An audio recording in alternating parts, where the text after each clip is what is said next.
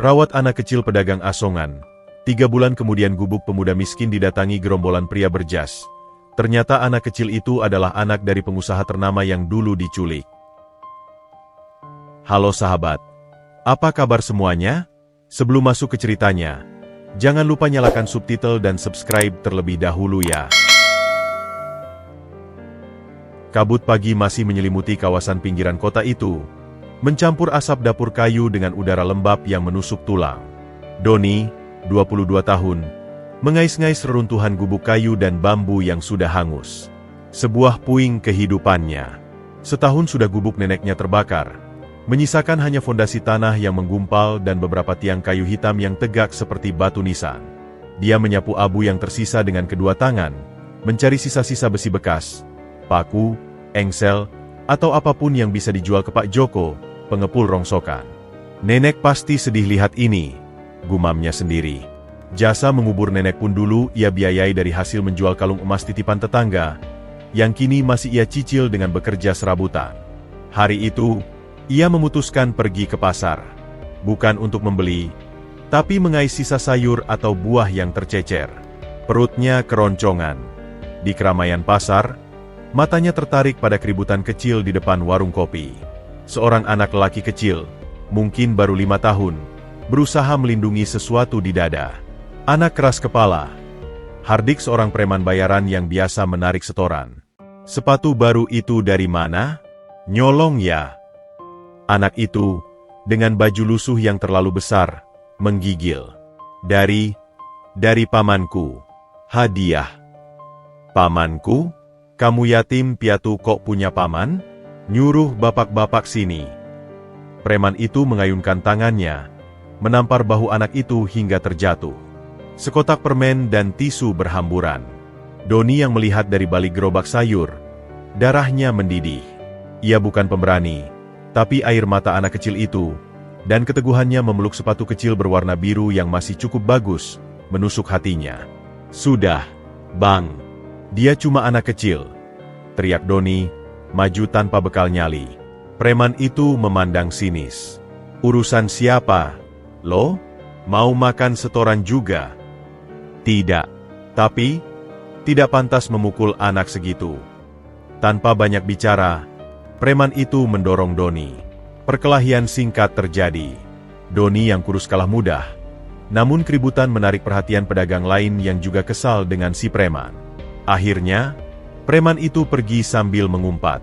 Doni mendekati anak yang masih terlungkup, menangis pelan. Sakit? Tanyanya lembut. Anak itu mengangguk, memeluk sepatu birunya lebih erat.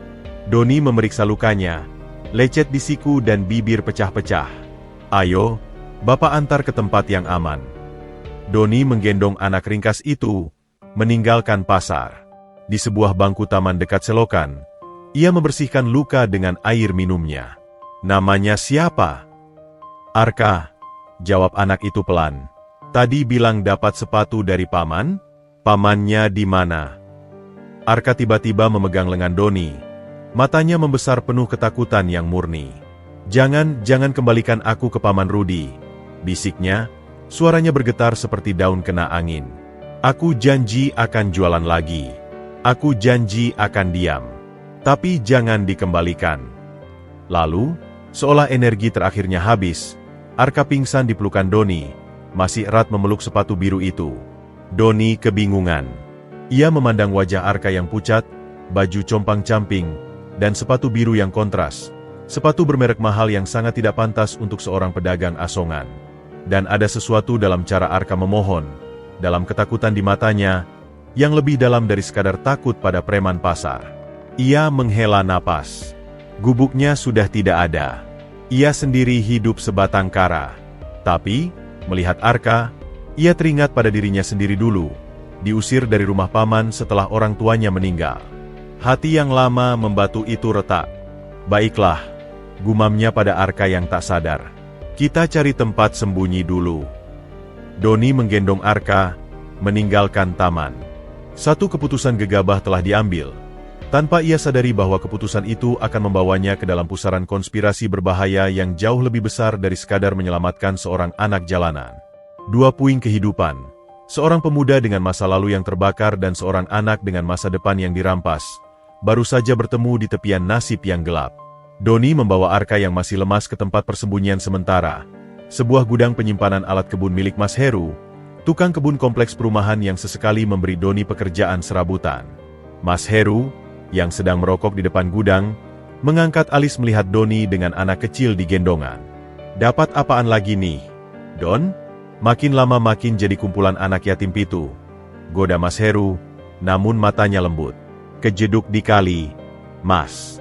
Gak enak ninggalin," jawab Doni singkat sambil membaringkan Arka di atas kardus bekas dan jaketnya yang tipis. "Boleh numpang semalem, Mas? Besok aku cari tempat lain." "Ya udah, tapi jangan ribut. Nanti ada jaga malam patroli," kata Mas Heru sambil memberikan sebotol air mineral dan pisang goreng. "Ini buat dia. Kamu juga makan, sudah kayak dedaunan kering." Setelah Mas Heru pergi, Doni membasuh wajah Arka dengan air. Perlahan, anak itu membuka matanya. Tatapannya kosong, lalu panik saat melihat sekeliling. "SHHH, tenang, Arka. Aman," bisik Doni, memegang pundaknya dengan lembut. Arka menatap Doni sekilas, lalu melirik ke sepatu biru di sampingnya. Napasnya mulai teratur. "Sepatuku?" Suaranya serak. "Aman. Masih ada." Doni menyodorkan pisang goreng. "Makan dulu." Sementara Arka makan dengan lahap seperti binatang kecil yang kelaparan, Doni memperhatikan tas kain lusuh yang masih tersampir di bahu anak itu. Tas itu penuh dengan bungkus permen sisa dan tisu basah yang sudah mengering. Doni mengeluarkan isinya dengan hati-hati, berharap ada petunjuk identitas. Dari dasar tas, tergulung sebuah bungkusan plastik kecil yang diikat karet gelang. Di dalamnya ada beberapa lembar uang receh, dan sesuatu yang membuat Doni berhenti. Sebuah sobekan koran yang sudah kusam dan hampir robek di lipatannya. Doni membukanya dengan hati-hati. Sisi depannya adalah potongan berita dari setahun lalu. Headline-nya sebagian terpotong, tapi cukup jelas terbaca. Arkandito Mahesa, 4, putra, diculik dari depan sekolah elit. Polisi. Di bawahnya ada foto anak kecil dengan senyum lebar, berdiri di samping mobil mewah. Doni membandingkan wajah di foto dengan Arka yang sedang menunduk makan. Kemiripannya mengguncang. Namun, yang membuat napas Doni tersendat justru sisi sebaliknya dari sobekan koran itu. Ini bukan lanjutan berita. Ini halaman iklan lowongan kerja. Sebuah iklan dengan border tebal bertuliskan, "Mahesa Group mencari sopir pribadi." Di bagian bawah iklan, tercantum, "Hubungi Rudi Hartono, Kepala Keamanan Transportasi," disertai nomor telepon yang sebagian tercabik. Rudi. Nama yang sama dengan yang diucapkan Arka dengan ketakutan di taman. Paman Rudi. Doni memegang koran itu dengan tangan gemetar. Ia membaca ulang berita penculikan itu. Arkandito Mahesa, putra tunggal Mahesa Winata, konglomerat yang sering muncul di TV. Jika Arka adalah anak yang hilang itu, mengapa ia menjadi pedagang asongan? Dan mengapa Paman Rudi, yang jelas-jelas tercantum sebagai orang kepercayaan di perusahaan keluarga, disebut oleh Arka dengan ketakutan mendalam? Arka yang memperhatikan Doni memegang koran, tiba-tiba menjerit kecil. Ia meraih sobekan koran itu. "Itu aku. Itu aku dan Papa," teriaknya, jarinya menunjuk foto. Lalu air matanya meleleh. Paman Rudi bilang aku nggak boleh tunjukkan ini ke siapa-siapa. Nanti aku dibuang ke kali.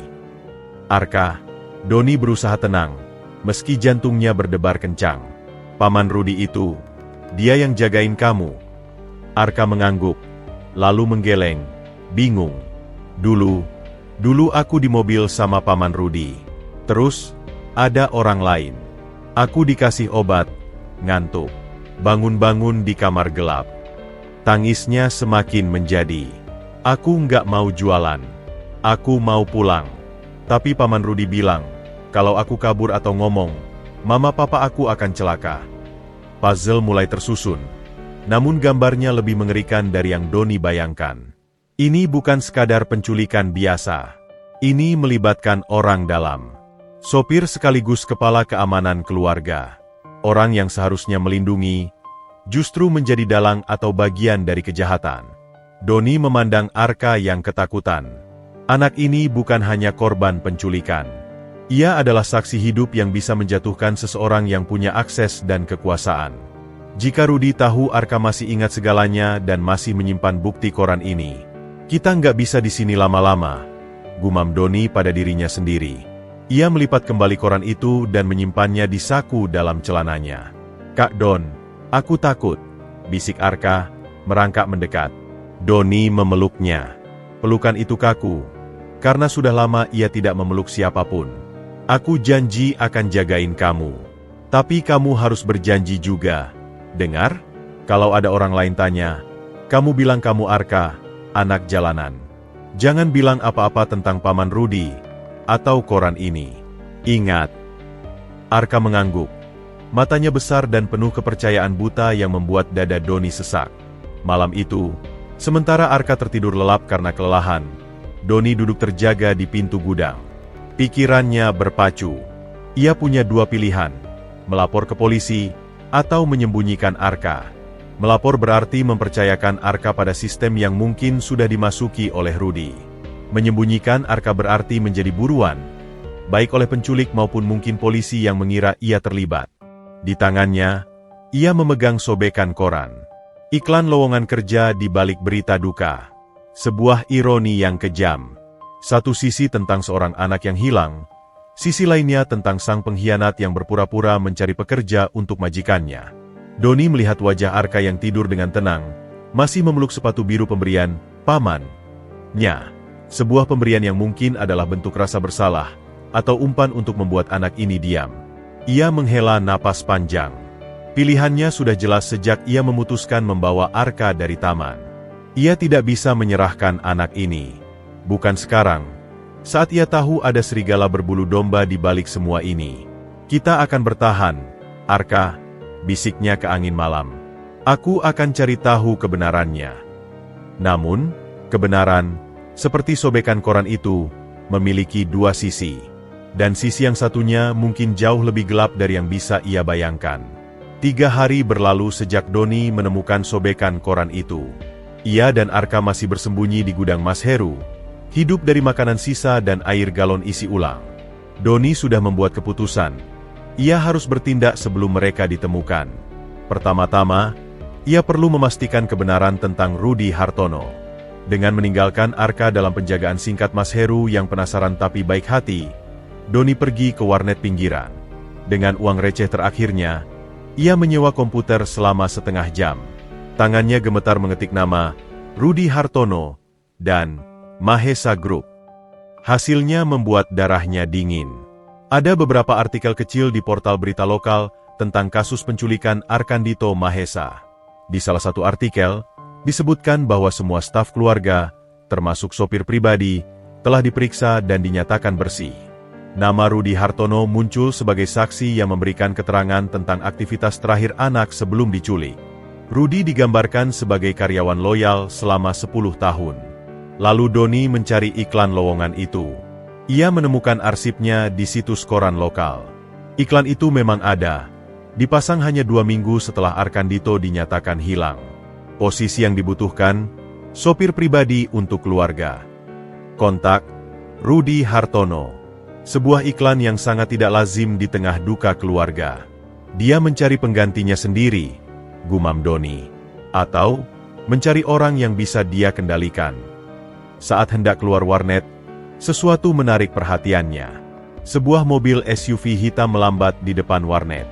Jendela depan terbuka, dan seorang pria dengan kacamata hitam melihat ke arahnya. Doni cepat-cepat menunduk dan berbalik arah, berjalan cepat ke dalam gang sempit. Ia mendengar mobil itu berhenti, tapi tidak berani menengok. Jantungnya berdebar kencang. Apakah ia sudah diikuti? Kembali ke gudang, Doni menemukan Arka sedang diajari membaca huruf oleh Mas Heru di atas tanah menggunakan ranting. Adegan itu hampir membuatnya tersenyum. Jika saja beban di pundaknya tidak begitu berat. "Ada yang cari lo, Don," kata Mas Heru dengan suara rendah setelah Arka tertidur siang. "Siapa?" tanya Doni waspada. "Bapak-bapak, rapih," bilangnya dari dinas sosial, Mau data anak telantar buat bantuan. Tanya soal anak baru di sini. Apa lo kasih tahu? Gue bilang nggak tahu. Tapi dia keliling ngobrol sama tukang bakso langganan. Mungkin dapat info. Doni mengutuk dalam hati. Mereka tidak aman lagi. Malam harinya, ketika langit sudah gelap dan hanya diterangi lampu penerangan kompleks yang redup, seseorang mengetuk pintu gudang. Doni mengintip dari celah. Seorang pria berusia sekitar 40 tahun, berdiri di sana. Ia mengenakan kemeja lengan pendek sederhana dan celana kain. Wajahnya biasa saja, tidak mencurigakan, tapi matanya tajam. "Permisi," kata pria itu dengan suara halus. "Saya Rudy. Saya cari keponakan saya, Arka." Doni membeku. Arka yang sedang bersembunyi di balik karung, menggenggam erat lengan Doni. "Saya dengar ada anak kecil di sini," lanjut Rudy, tetap tersenyum. "Dia mungkin lari dari rumah. Keluarganya khawatir." "Nggak ada anak sini," jawab Doni, berusaha suaranya tidak bergetar. Rudy mengeluarkan dompet. Dari dalamnya, ia mengambil foto ukuran kecil. Ia menyodorkan ke celah pintu. Foto itu menunjukkan Arka dengan pakaian bagus, tersenyum, dipeluk oleh seorang wanita cantik, ibunya. Foto asli. Ini dia. Namanya Arkandito. Tapi dia suka dipanggil Arka. Dia hilang sudah lama. Kami mencari kemana-mana. Suara Rudy terdengar tulus, penuh keprihatinan. "Saya pamannya. Saya yang menjaganya sejak kecil." Doni melihat foto itu. Itu adalah bukti yang tidak bisa dibantah. Rudy memang mengenal Arka. "Kalau kamu menemukannya," kata Rudy sambil mengeluarkan selembar uang Rp500.000 dan sebuah kartu nama, "tolong hubungi saya. Ini sebagai ucapan terima kasih. Keluarganya akan memberi lebih banyak." Kartu nama itu sederhana. Rudy Hartono, Kepala Transportasi. Nomor teleponnya berbeda dengan yang di koran. "Dia, kenapa bisa hilang?"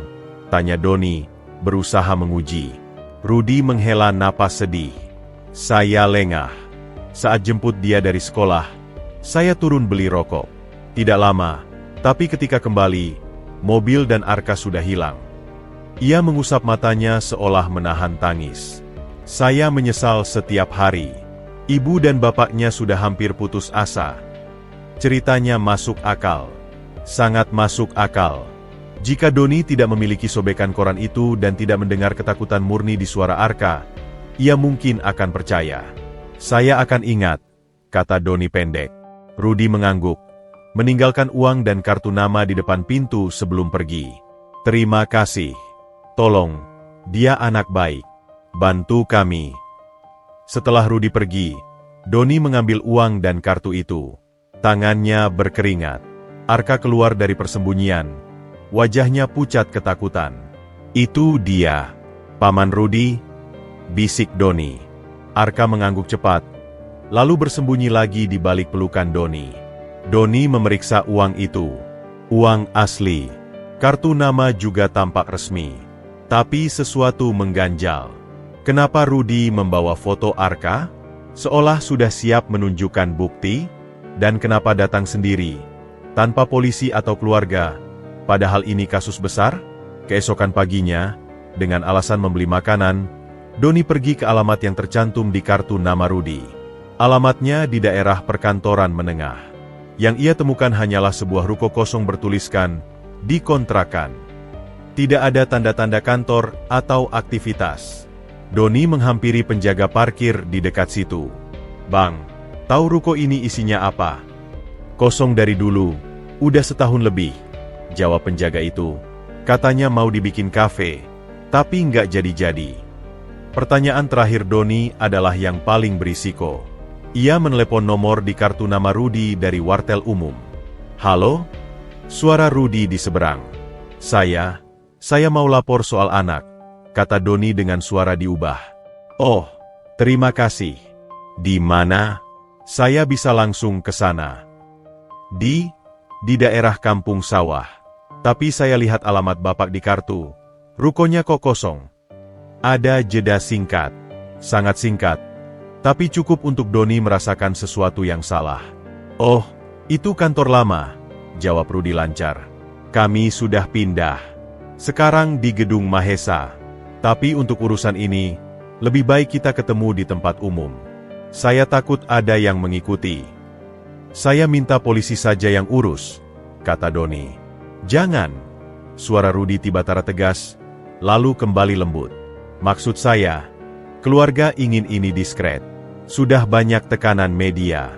Nanti malah repot. Lebih baik saya yang jemput anaknya, langsung bawa pulang. Keluarga akan sangat berterima kasih.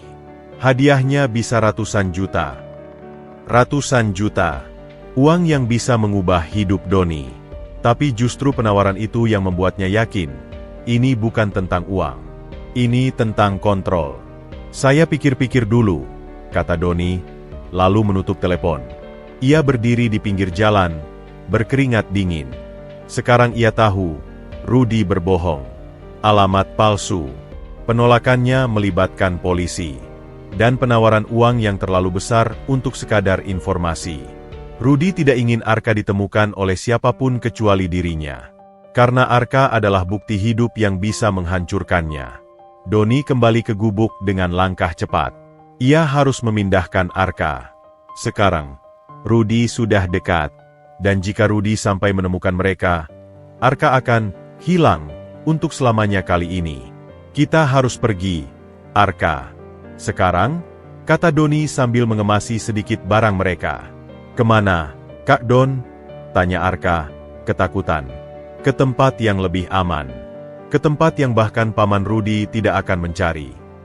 Doni memandang kartu nama dan uang 500.000 di tangannya. Uang yang bisa menutupi kebutuhan mereka beberapa minggu. Tapi uang itu terasa seperti racun. Ia merobek kartu nama itu, tapi menyimpan uangnya. Mereka butuh bertahan hidup. Saat mereka meninggalkan gudang dari pintu belakang, Doni melihat dari kejauhan, SUV hitam yang sama seperti di depan warnet, parkir di ujung jalan. Jendelanya terbuka, dan pria berkacamata hitam sedang mengamati. Mereka sudah ditemukan. Lari, Arka! Bisik Doni, menarik tangan anak itu. Mereka menghilang ke dalam labirin gang sempit, meninggalkan jejak yang mulai terhapus, namun diikuti oleh pemburu yang tidak akan berhenti sebelum mangsanya tertangkap. Pelarian mereka melalui gang-gang sempit seperti kucing dikejar anjing. Doni menarik Arka, napasnya tersengal, telinganya mendengung dengan ketakutan yang membara. Setiap sudut terasa seperti perangkap, setiap bayangan menyembunyikan ancaman. Mereka berhenti di balik tumpukan ban bekas, paru-paru terbakar. Doni mengintip ke belakang. Tidak ada tanda SUV hitam atau pria berkacamata hitam. Tapi itu tidak menenangkan. Rudi tahu daerah ini. Mereka butuh tempat persembunyian baru yang tidak terduga. Kak Don, aku capek, desis Arka. Tangannya masih menggenggam erat sepatu birunya. Sedikit lagi, nak. Kita hampir sampai. Doni berbohong. Ia tidak tahu tujuan mereka. Pikirannya berpacu. Mas Heru sudah tidak aman. Tempat-tempat biasa yang ia kenal. Stasiun, pasar, bantaran kali, semua terlalu riskan. Lalu, seperti kilat, ia teringat satu tempat. Panti asuhan Bina Netra, tempat neneknya dulu menjadi relawan sebelum wafat. Letaknya tersembunyi di ujung kota, di lingkungan yang sepi, dan terutama, Panti Tunanetra. Siapa yang akan mencari anak kecil yang bisa melihat di antara anak-anak yang tidak bisa? Ikut aku. Perjalanan mereka memakan waktu 2 jam.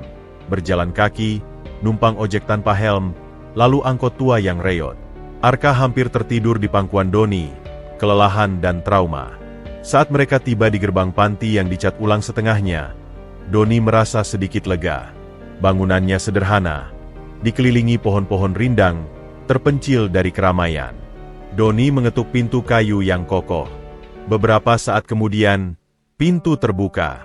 Seorang wanita paruh-baya dengan rambut disanggul rapi, mengenakan kacamata tebal, berdiri di sana. Ia adalah Ibu Rina, kepala panti. Ibu Rina. Doni ragu-ragu. Wanita itu menyipitkan mata, lalu wajahnya berbinar. Doni? Doni, cucu Ibu Sum? Astaga, sudah besar sekali. Ibu masih ingat. Tentu saja. Nenekmu dulu seperti ibu bagi anak-anak di sini. Ibu Rina memandang ke bawah, melihat Arka yang bersembunyi di belakang kaki Doni. Dan ini keponakan saya, Bu. Arka, kami sedang ada masalah keluarga. Boleh kami menginap sementara? Saya janji akan membantu di sini, apa saja. Ibu Rina, dengan kebijaksanaan seorang yang telah melihat banyak penderitaan, tidak banyak bertanya. Ia bisa membaca kepanikan di mata Doni dan ketakutan di wajah Arka. Tentu, Nak, masuklah. Kamu ingat kamar di belakang dapur? Itu dulu kamar nenekmu saat menginap. Kamu bisa pakai. Kamar itu kecil, bersih, dan sederhana. Ada 2 tempat tidur susun, meja kecil, dan jendela yang menghadap ke kebun. Untuk Doni dan Arka, ini seperti istana.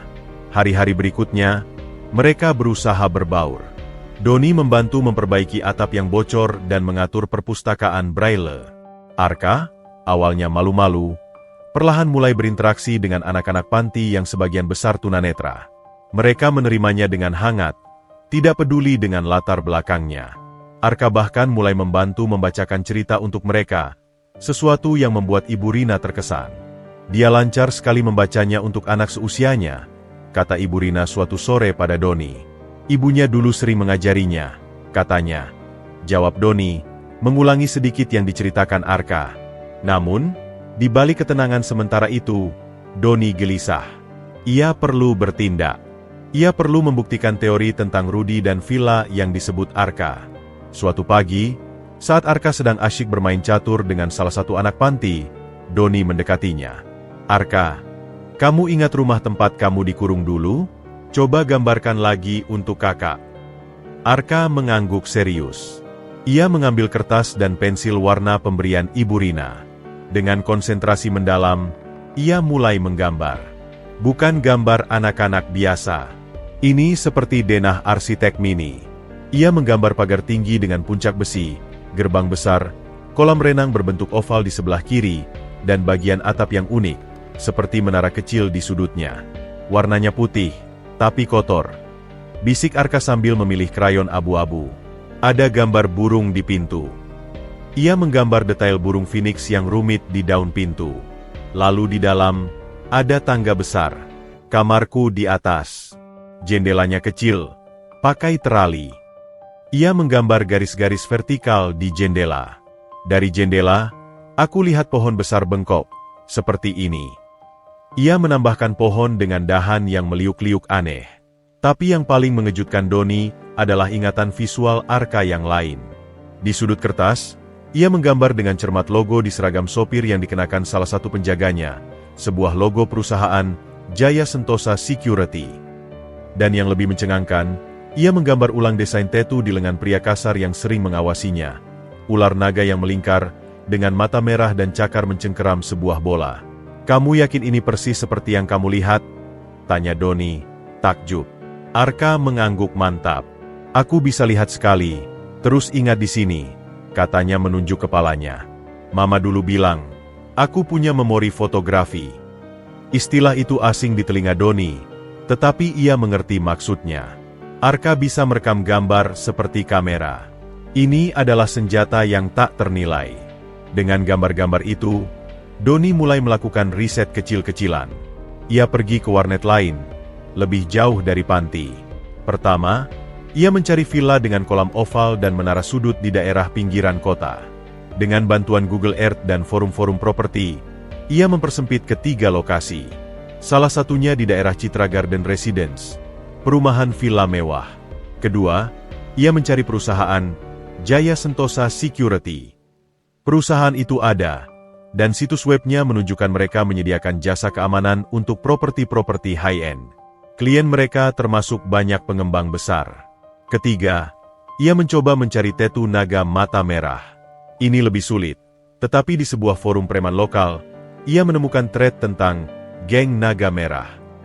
Mereka disebut sebagai tukang pukul, bayaran untuk para konglomerat hitam. Pemimpinnya dikenal dengan panggilan naga, dan cirinya adalah tatu naga bermata satu di lengan kanan. Bukan mata merah seperti di gambar Arka, tapi deskripsinya mirip. Informasi-informasi ini mulai membentuk gambaran yang lebih gelap. Villa mewah, perusahaan keamanan, preman bayaran, dan Rudy, sang sopir, di tengah semua ini. Doni memutuskan untuk menyelidiki villa di Citra Garden. Itu risiko besar, tetapi ia harus tahu. Ia berpamitan pada Ibu Rina, mengatakan akan mencari kerja serabutan. Ia meninggalkan Arka dengan pesan ketat, jangan keluar dari panti. Jangan bicara dengan orang asing. Percayai hanya Ibu Rina dan aku. Perjalanan ke Citra Garden memakan waktu 3 jam. Saat mendekati gerbang perumahan yang megah, Doni merasa seperti ikan yang masuk ke akuarium shark. Ia berpura-pura sebagai tukang delivery, berhasil masuk setelah memberikan nama villa palsu. Villa sesuai deskripsi Arka ada di ujung jalan, dikelilingi tembok tinggi. Doni bisa melihat puncak atap menara kecilnya dari jauh. Tapi saat ia mendekat, jantungnya nyaris berhenti. Villa itu hangus. Tepatnya, bekas kebakaran. Hanya kerangka beton dan besi yang berdiri hitam. Pagarnya masih utuh, dan di daun pintu besinya, meskipun sudah menghitam, masih tampak sisa-sisa ukiran burung phoenix. Doni mendekat, rasa ngeri merayapi tubuhnya. Bekas pembakaran itu masih baru, mungkin beberapa minggu lalu. Apakah ini kebetulan? Atau sengaja dibakar untuk menghapus jejak? Dia memutari pagar. Di samping gerbang utama, di atas tumpukan sampah yang sebagian hangus, sesuatu berkilat tertimpa sinar matahari. Doni mengambilnya. Itu adalah gantungan kunci logam yang sebagian meleleh, tapi masih bisa terbaca tulisan yang terukir, MH Eksekutif. Di baliknya, ada nomor seri kecil. Mahesa Eksekutif. Gantungan kunci ini milik seseorang di tingkat eksekutif Mahesa Group, dan ia ditemukan di villa tempat Arka pernah ditahan, yang sekarang sudah musnah dibakar. Doni menyimpan barang bukti kecil itu dengan tangan gemetar. Ia melihat sekeliling. Ada kamera keamanan di tiang listrik seberang jalan. Mungkin masih aktif. Ia cepat-cepat menunduk dan pergi. Tepat saat ia berbalik untuk meninggalkan lokasi, sebuah mobil sedan biasa melambat di depannya. Jendela depan terbuka. Bukan Rudy, bukan pria berkacamata hitam, tapi seorang wanita paruh baya dengan wajah tegas, memandangnya dengan curiga. "Bisa bantu, Pak? Cari siapa?" tanya wanita itu, suaranya datar. "Saya, salah alamat, Bu. Cari villa tetangga," jawab Doni tergagap. Wanita itu memandangnya lama, lalu mengangguk pelan. "Lebih baik kamu pergi. Kompleks ini tidak ramah pada orang asing." Lalu mobilnya melaju pergi. Ancaman itu halus, tapi nyata. Doni bergegas keluar dari perumahan, perasaan takutnya telah berganti menjadi kepastian yang mengerikan. Jejak sedang dibersihkan secara sistematis. Villa dibakar, bukti dihancurkan. Dan mereka, siapapun mereka, itu, masih waspada. Sangat waspada. Kembali ke panti, Doni menemukan Ibu Rina dengan wajah cemas. "Doni, ada yang mencarimu." "Siapa?" Doni langsung siaga. "Seorang pria," bilangnya dari dinas sosial, "mau verifikasi data anak yatim untuk bantuan." Tapi, Ibu Rina menurunkan suaranya. Dia bertanya spesifik tentang anak laki-laki baru berusia 5 tahun. "Bukan tentang anak-anak tunanetra di sini." Aku bilang tidak ada. Tapi dia meninggalkan ini. Ibu Rina memberikan selembar brosur. Brosur dinas sosial biasa. Tapi di belakangnya, dengan tulisan tangan, "Kami tahu dia di sini. Serahkan saja. Lebih aman untuk semua." Mereka sudah ditemukan lagi. Jejak mungkin bisa dihapus di villa, tapi jejak hidup bernama Arka ternyata jauh lebih sulit untuk disembunyikan. Doni memandang brosur itu, lalu ke arah ruang tengah di mana Arka sedang tertawa terbahak-bahak, digelitiki oleh teman barunya yang tunanetra. Perlindungan di panti ini sudah tidak aman. Mereka harus lari lagi. Tapi sampai kapan? Dan yang lebih penting, jika bukti-bukti fisik dihapus, satu-satunya bukti yang tersisa adalah ingatan fotografis seorang anak berusia 5 tahun. Anak yang sekarang menjadi target pemburu yang tidak akan berhenti sebelum ingatan itu, dan pembawanya, diamankan untuk selamanya. Ketenangan di Panti Bina Netra hancur berantakan. Brosur ancaman itu seperti bara api di tangan Doni. Ia menatap tulisan tangan itu lagi, lebih aman untuk semua, dan merasakan sesuatu yang lebih dalam dari sekadar ancaman, sebuah peringatan. Seolah si penulis ingin Doni tahu bahwa bahaya tidak hanya mengancam Arka, tetapi juga semua orang di sekitarnya. Kita tidak bisa tinggal di sini lagi, Bu, kata Doni pada Ibu Rina, suaranya gemetar. Aku tidak mau membahayakan anak-anak lain. Ibu Rina mengangguk. Wajahnya serius. Ia sudah mencium bau masalah besar sejak awal. Aku punya saudara di desa, dekat Bogor. Sebuah pondok kecil di tengah kebun. Tidak ada yang tahu. Kalian bisa sembunyi di sana beberapa hari. Ini sudah terlalu jauh, Bu. Aku tidak mau merepotkan. Jangan bicara begitu, potong Ibu Rina tegas. Nenekmu dulu menyelamatkan panti ini dari penutupan. Ini hutang budi yang harus dibayar. Rencana pun disusun dengan cepat. Malam itu juga, mereka akan berangkat menggunakan mobil angkutan barang milik kakak Ibu Rina yang biasa mengirim sayuran ke pasar induk. Doni akan menyamar sebagai kernet. Arka akan disembunyikan di dalam kotak sayuran yang diberi lubang udara. Namun, sebelum pergi, Doni merasa harus melakukan sesuatu. Ia memiliki satu petunjuk konkret, gambar tetu naga bermata merah dari ingatan Arka. Jika ia bisa mengidentifikasi pemilik tetu itu, mungkin ia akan menemukan orang yang bisa membeberkan jaringan ini. Dengan sisa uang pemberian Rudi, yang kini terasa ironis, Doni pergi ke wilayah yang dikenal sebagai markas para pencari kerja serabutan dan preman bayaran, bawah jembatan layang Kota Baru. Tempat ini adalah pasar gelap informasi. Doni pernah bekerja serabutan di sini, mengenal beberapa wajah. Ia mendekati Bang Jali, mantan tukang ojek yang sekarang menjadi calo informasi. Doni menunjukkan sketsa tetu yang digambar ulang di kertas. Bang, kenal tetu kayak gini? Jali menyipitkan matanya, lalu celingukan. Ngapain lo nanya ginian? Don, ini urusan berabe. Ada yang minjam duit pakai jaminan ini. Kabur. Aku cari. Cerita bodoh, tapi cukup untuk memancing. Jali menghela napas. Itu tanda geng naga. Bukan sembarang naga. Ini naga mata satu. Punya si Jangkung. Jangkung. Preman bayaran tingkat tinggi. Kerjanya buat orang-orang gedongan yang mau urusan kotor beres tanpa bekas. Katanya dia punya backing dari pejabat. Jali menurunkan suaranya. Tapi lo mesti hati-hati.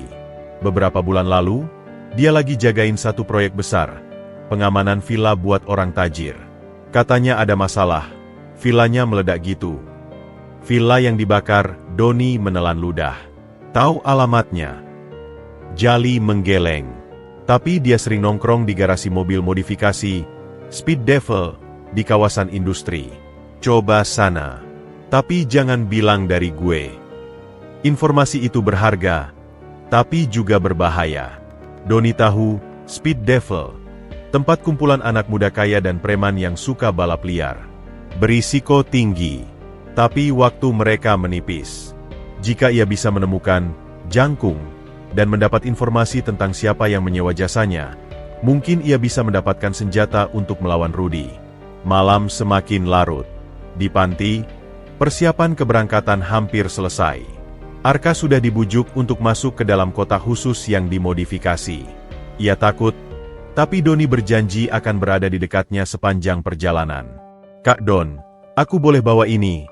Tanya Arka, memegang sepatu birunya. Tentu, nak. Tapi kita harus sembunyikan. Sebelum masuk ke kotak, Arka tiba-tiba menarik lengan Doni. Aku ingat sesuatu lagi, bisiknya. Ada apa? Waktu di villa, sebelum dibawa pergi sama Paman Rudi, ada orang datang. Dia pakai jas. Paman Rudi panggil dia Bos Hendra. Hendra nama baru. Doni mencoba mengingat. Di artikel tentang Mahesa Group, disebutkan bahwa pemiliknya, Mahesa Winata, punya adik laki-laki bernama Hendra Winata. Adik yang dikabarkan tersingkir dari bisnis keluarga karena masalah. Apakah Bos Hendra ini Hendra Winata? Jika iya, maka ini konspirasi keluarga. Perseteruan internal untuk warisan? Tapi untuk apa menculik anak sendiri? Orang itu bilang apa? Tanya Doni. Arka mengerutkan kening, berusaha mengingat. Dia bilang, Rudy, ini sudah keterlaluan. Aku cuma mau dia aman. Bukan seperti ini. Terus Paman Rudy bilang, sudah terlambat, bos. Sekarang dia harus tetap hilang. Percakapan itu menggambarkan pertentangan. Seolah Hendra tidak setuju dengan cara Rudy, tapi sudah terlanjur terlibat. Informasi ini semakin menguatkan teori Doni. Rudy bertindak atas perintah seseorang di dalam keluarga, mungkin dengan agenda sendiri yang lebih gelap. Waktu menunjukkan pukul 10 malam. Mobil angkutan sayuran sudah datang. Saat Doni dan Ibu Rina mengangkat kotak berisi Arka, lampu depan sebuah mobil tiba-tiba menyorot dari jalan masuk panti. Bukan mobil dinas sosial. Bukan SUV hitam. Ini mobil sedan mewah berwarna perak. Mercedes-Benz. Doni membeku. Ibu Rina menariknya ke belakang mobil angkutan. Cepat, sembunyikan. Tapi sudah terlambat. Pintu mobil terbuka. Seorang pria tinggi kurus, berusia sekitar 50-an, dengan rambut disisip rapi dan kacamata frameles, melangkah keluar. Ia mengenakan jas lengkap meski sudah malam. Wajahnya tampak lelah, tapi matanya tajam. Ia bukan Rudy, bukan preman. Penampilannya justru seperti eksekutif atau pengacara. Permisi, kata pria itu dengan suara terukur. Saya mencari Doni. Doni, dengan jantung berdebar kencang, maju selangkah. Saya Doni. Siapa Anda? Pria itu mengeluarkan kartu nama dari saku dalam jas. Nama saya Victor Tan. Saya pengacara untuk keluarga Mahesa. Pengacara keluarga. Doni langsung siaga. Apakah ini jebakan lain? Saya tahu Anda melindungi Arkandito, kata Victor tanpa basa-basi. Dan saya tahu Rudy Hartono mencarinya. Tapi saya di sini bukan untuk mengambilnya dengan paksa. Lalu untuk apa? Victor menarik napas panjang. Saya bekerja untuk Ibu Tari Mahesa, Ibunda Arkandito. Sejak anaknya hilang, dia hampir gila.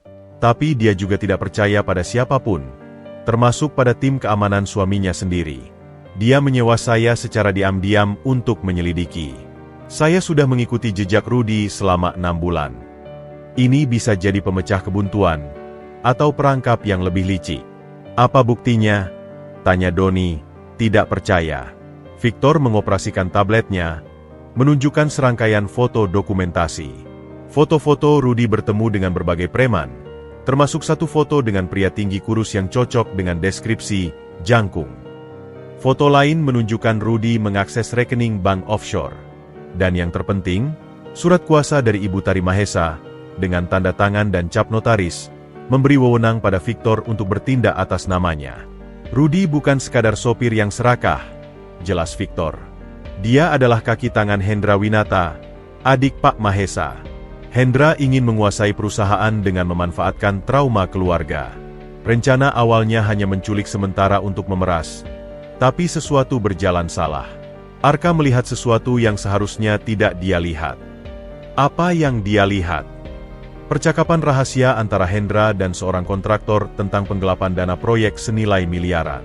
Arka, dengan ingatan fotografisnya, bisa menjadi saksi yang menghancurkan.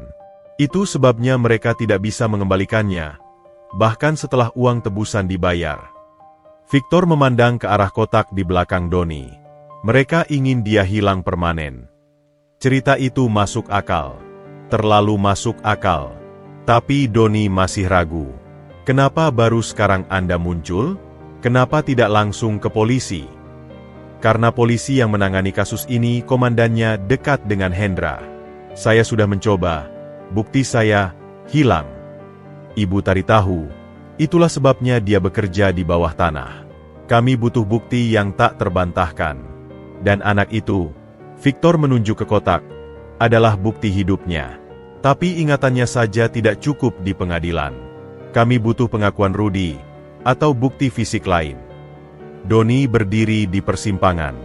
Di satu sisi, Victor bisa jadi penyelamat. Di sisi lain, ini bisa jadi tipu muslihat tingkat tinggi.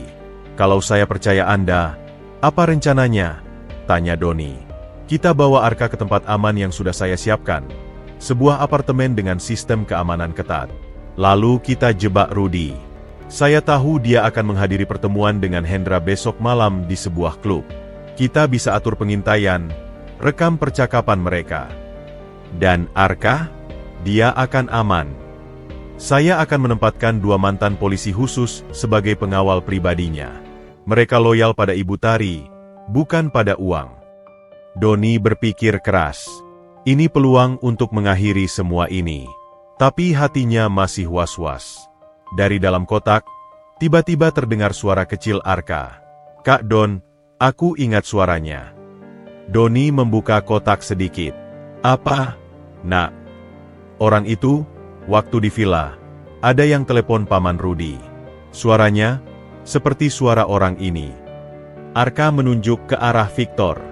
Victor berubah pucat. Tidak mungkin. Saya tidak pernah. Bukan sama persis. Arka memotong.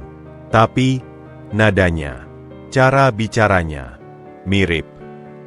Doni menatap Victor tajam. Anda punya saudara? Atau rekan yang suaranya mirip? Victor terdiam sejenak. Lalu wajahnya berkerut. Adik saya, Alex Tan. Dia bekerja sebagai auditor internal di Mahesa Group. Dia hilang 3 bulan lalu. Kami dengar dia terlibat korupsi. Tapi saya tidak percaya. Victor tiba-tiba tersadar sesuatu. Apakah mungkin dia yang menelepon Rudy? Apakah dia bagian dari ini? Jaring konspirasi ternyata lebih luas dan dalam dari yang dibayangkan siapapun. Melibatkan pengacara, auditor, sopir, preman, dan mungkin lebih banyak lagi. Kita harus bergerak cepat, kata Victor, kini dengan semangat baru. Menyelamatkan Arka bukan hanya untuk keluarganya, tapi juga untuk mengungkap kebusukan di dalam Mahesa Group dan menemukan adik saya. Doni akhirnya mengangguk. Baik, tapi dengan satu syarat. Saya tidak akan lepas dari Arka. Saya ikut kemanapun dia pergi. Victor setuju. Bagus. Sekarang, kita harus pergi. Rudy mungkin sudah tahu lokasi ini. Mereka memindahkan Arka ke mobil Victor yang dilapisi kaca film gelap. Doni duduk di sampingnya, memegang erat tangan anak kecil itu. Ibu Rina berdiri di pintu panti, melambaikan tangan dengan air mata di pelupuk mata. Mobil meluncur ke dalam gelapnya malam. Di dalam mobil, Victor berbicara melalui ponsel dengan bahasa kode, mengatur pertemuan dengan tim pengamanannya. Doni melihat keluar jendela. Kota berlalu dengan cepat. Ia memandang Arka yang akhirnya tertidur di pangkuannya, masih memeluk sepatu birunya. Perjalanan mereka memasuki fase baru. Dari sekadar menyembunyikan diri, kini mereka bergerak ofensif. Menuju jantung konspirasi. Menuju benteng elit yang dijaga oleh preman, pengkhianat, dan rahasia keluarga yang mematikan. Tapi satu hal yang tidak disadari Doni, di mobil sedan biasa beberapa ratus meter di belakang mereka, seorang pria dengan tetu naga bermata satu di lengan, jangkung, sedang melaporkan pergerakan mereka melalui ponsel. Target dalam perjalanan. Mobil pengacara. Siap untuk disergap di titik yang ditentukan. Permainan kucing dan tikus belum berakhir. Bahkan, baru saja naik tingkat. Mobil Victor meluncur mulus menuju pusat kota, namun tidak arah apartemen mewah seperti yang dijanjikan. Alih-alih, ia membelok ke jalur alternatif yang semakin sepi. Doni, yang mulai curiga, menegakkan tubuhnya. Bukan ke apartemen, ya. Victor menatapnya lewat kaca spion. Kita perlu bertemu dengan kontak saya dulu. Dia punya informasi terbaru tentang pertemuan Rudy dan Hendra. Arka yang terbangun, memeluk lengan Doni erat-erat. Kak Don, aku takut. Tenang, nak, kita aman. Bisik Doni, meski hatinya sendiri tidak yakin.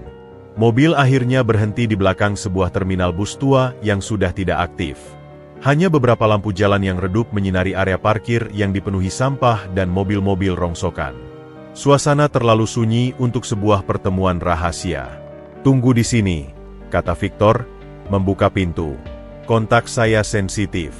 Dia hanya mau bertemu saya sendirian." "Tidak," bantah Doni tegas. "Kami ikut. Atau tidak sama sekali." Victor tampak ragu, lalu menghela napas. "Baiklah. Tapi jaga anaknya dekat." Mereka turun. Angin malam berembus dingin menusuk tulang.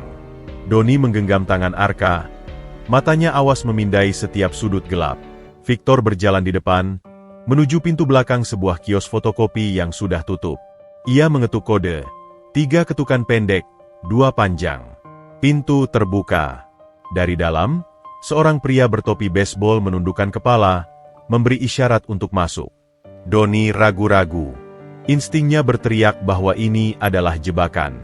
Tapi sebelum ia bisa memprotes, Victor sudah melangkah masuk. Dengan berat hati, Doni mengikuti, menarik Arka masuk bersamanya. Di dalam, hanya ada satu lampu neon yang berkedip-kedip. Ruangan itu kosong kecuali beberapa meja dan kursi rusak. Pria bertopi itu berbalik, dan Doni melihat senyum tipis di wajahnya. "Selamat datang," kata pria itu, dan suaranya membuat bulu kuduk Doni berdiri. Itu adalah suara yang sama dengan pria yang menelepon Rudy di villa, suara yang diingat Arka. Alex Tan, adik Victor. Victor terlihat bingung. "Alex, kenapa kau di sini? Kontak saya di mana?" "Tidak ada kontak lain, Kak," jawab Alex, melepas topinya. Wajahnya mirip Victor, tapi lebih muda dan lebih kasar. "Hanya aku. Dan aku di sini untuk menyelesaikan masalah." Victor mundur selangkah. "Apa yang terjadi?" "Aku bosok, Kak. Aku terlibat. Aku yang memanipulasi data keuangan untuk Hendra. Dan aku yang tidak sengaja membocorkan rencana itu ke si anak." Alex menunjuk Arka. "Itu sebabnya dia harus dibungkam." Doni menarik Arka ke belakangnya. "Victor, ini jebakan." Tapi Victor tampak shock, tidak bisa bergerak. "Alex, kenapa?" "Uang, Kak. Uang yang cukup untuk membuat kita berdua bebas. Tapi kau selalu terlalu idealis.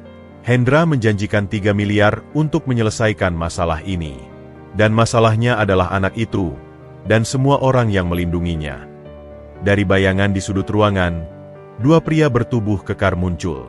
Salah satunya memiliki tetu naga mata merah di lengan kanannya, Jangkung. Yang satunya adalah pria berkacamata hitam yang pernah mengikuti Doni. "Serahkan anak itu, dan kalian bisa pergi," kata Alex, kini dengan nada dingin. "Hendra hanya ingin dia hilang. Dia tidak ingin darah keluarga tertumpah." "Dia adalah keluarga," teriak Victor, akhirnya menemukan keberaniannya. "Dia keponakan sendiri." "Dia adalah ancaman bagi kendali perusahaan," bantah Alex. "Dan kau terlalu bodoh untuk mengerti." Jangkung melangkah maju. Tangannya sudah memegang pisau lipat. Doni melihat sekeliling dengan panik. Hanya satu pintu keluar, dan sudah diblokir. Di dinding, ada jendela kecil dengan kisi-kisi besi. Doni teringat sesuatu. Di saku celananya, masih ada kembang api kecil yang ia ambil dari panti, sisa perayaan Hari Anak Nasional. Ia dengan cepat merogoh saku, mengambil korek api yang selalu ia bawa. "Arka, tutup mata dan telingamu," bisik Doni. Sebelum Jangkung bisa mendekat, Doni menyalakan kembang api dan melemparkannya ke arah lantai di antara mereka dan para penjahat. Percikan api dan suara letupan kecil yang keras memecah kesunyian, mengejutkan semua orang. Asap putih memenuhi ruangan sempit. "Sekarang!" teriak Doni, menarik Arka dan mendorong Victor ke arah jendela. Jangkung mengutuk dan maju menerobos asap, tapi Doni sudah mendorong sebuah meja untuk menghalangi. Victor, dengan kekuatan dadakan, menarik kisi-kisi jendela besi dengan sekuat tenaga. Ternyata sudah karatan dan longgar. "Keluar!" teriak Victor, mengangkat Arka dan mendorongnya melalui jendela kecil itu. Doni menyusul, menyelinap dengan susah payah. Victor yang terakhir. Tapi saat kakinya hendak menyusul, tangan Jangkung yang kuat mencengkeram pergelangan kakinya. "Jangan biarkan mereka kabur!" teriak Alex dari dalam. Victor berjuang, menendang. "Doni, yang sudah berada di luar, melihat sebuah pipa besi di tanah. Ia mengambilnya dan menghantam tangan Jangkung melalui jendela. Jangkung menjerit kesakitan dan melepaskan cengkeramannya. Victor jatuh keluar, dan mereka bertiga langsung berlari sekuat tenaga ke arah area terminal yang lebih terang. Di belakang, mereka mendengar teriakan dan langkah kaki mengejar. Mereka mencapai area terminal utama yang masih ada beberapa pedagang kaki lima dan calon penumpang yang terlambat. Doni berharap keramaian bisa menyembunyikan mereka. "Ke sini!" teriak seseorang. Doni menoleh. Seorang tukang ojek tua yang biasa mangkal di terminal, Bang Ucup, yang kadang memberinya pekerjaan, sedang melambai-lambai dari dekat pos satpam. Tanpa pikir panjang, mereka berlari ke arahnya. Bang Ucup dengan cepat menyuruh mereka naik ke atas becak motornya yang dimodifikasi. "Pegangan kuat," perintah Bang Ucup, dan menarik gas dengan kencang. Becak motor itu melesat masuk ke gang sempit di belakang terminal, menyusuri jalan-jalan kecil yang hanya dikenal penduduk lokal. Di belakang, mereka mendengar suara mobil yang mengejar, tapi tidak bisa masuk ke gang sempit. Setelah beberapa menit berputar-putar, Bang Ucup akhirnya berhenti di depan sebuah bengkel kecil yang sudah tutup. "Masuk, cepat!" kata Bang Ucup, membuka pintu rol bengkel. Mereka masuk, dan Bang Ucup menutup pintu dengan cepat. Di dalam, hanya ada cahaya dari sebuah lampu minyak. Bengkel itu penuh dengan mesin dan suku cadang bekas. "Terima kasih, Bang," ucap Doni. Napasnya masih tersengal. "Jangan banyak bicara dulu," kata Bang Ucup serius. "Dari tadi sore sudah ada orang jahat keliling terminal. Kasih foto anak kecil dan lo, Don. Mereka nawar duit besar buat yang kasih info. Gue tahu lo pasti dalam masalah besar." Victor yang masih syok, duduk di atas sebuah ban bekas. "Adik saya, dia bagian dari ini. Kita nggak bisa percaya siapapun sekarang," kata Doni dengan getir. "Termasuk Anda, Victor. Bagaimana saya tahu Anda tidak sengaja memimpin kami ke jebakan?" Victor menatap Doni, matanya penuh penyesalan. "Saya tidak tahu. Saya bersumpah, saya tidak tahu Alex terlibat. Saya pikir dia korban juga." Arka yang gemetar, menarik-narik baju Doni. "Kak Don, aku ingat yang lain. Waktu di mobil, waktu mau dibuang, ada orang yang foto-foto aku pakai HP. Terus dia bilang, buat jaminan. Terus dia kirim ke nomor yang gambarnya bunga." "Bunga?" tanya Doni. "Bunga matahari. Di HP itu." Victor tiba-tiba terkesiap. Ibu Tari, wallpaper HP Ibu Tari adalah bunga matahari. Dia satu-satunya di keluarga yang suka bunga matahari. Semuanya menjadi jelas. Rudy dan Alex tidak hanya bekerja untuk Hendra. Mereka juga memeras Ibu Tari. Mereka mengancam akan menyakiti Arka jika Ibu Tari tidak melakukan sesuatu, mungkin menandatangani dokumen atau menyerahkan saham. Ini permainan 3 lapis. Hendra ingin menguasai perusahaan, Rudy dan Alex ingin uang tebusan ganda, dan Ibu Tari terjepit di tengah. "Kita harus menghubungi Ibu Tari langsung," kata Victor. "Tanpa perantara, tanpa pengacara lain." "Tapi bagaimana?" tanya Doni. "Mereka pasti sudah menyadap semua komunikasinya." Bang Ucup yang telah mendengarkan diam-diam, tiba-tiba berbicara. "Gue kenal orang di percetakan yang cetak undangan pernikahan keluarga Mahesa tempo hari. Dia punya nomor langsung Ibu Tari, nomor pribadi, bukan nomor sekretaris. Tapi kita butuh bukti untuk meyakinkannya," kata Doni.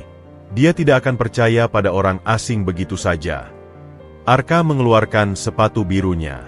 Dengan hati-hati, ia membuka sol sepatu itu. Di balik sol, tersembunyi sebuah kartu memori micro SD kecil. "Aku sembunyikan ini," kata Arka. "Waktu di villa, aku ambil dari HP Paman Rudy waktu dia tidur. Aku lupa, baru ingat sekarang." Doni terkesima. Kartu memori kecil itu bisa menjadi kunci segalanya.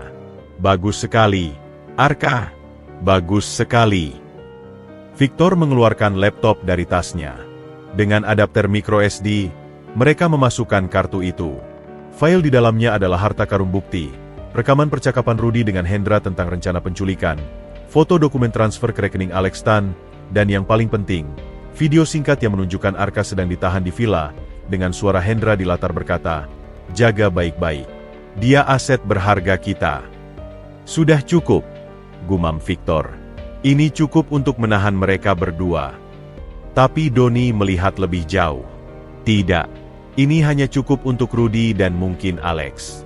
Tapi kata-kata Hendra di video bisa ditafsirkan lain. Dia bisa bilang maksudnya, "Jaga baik-baik anak saya. Kita butuh pengakuan langsung." "Bagaimana caranya?" tanya Victor.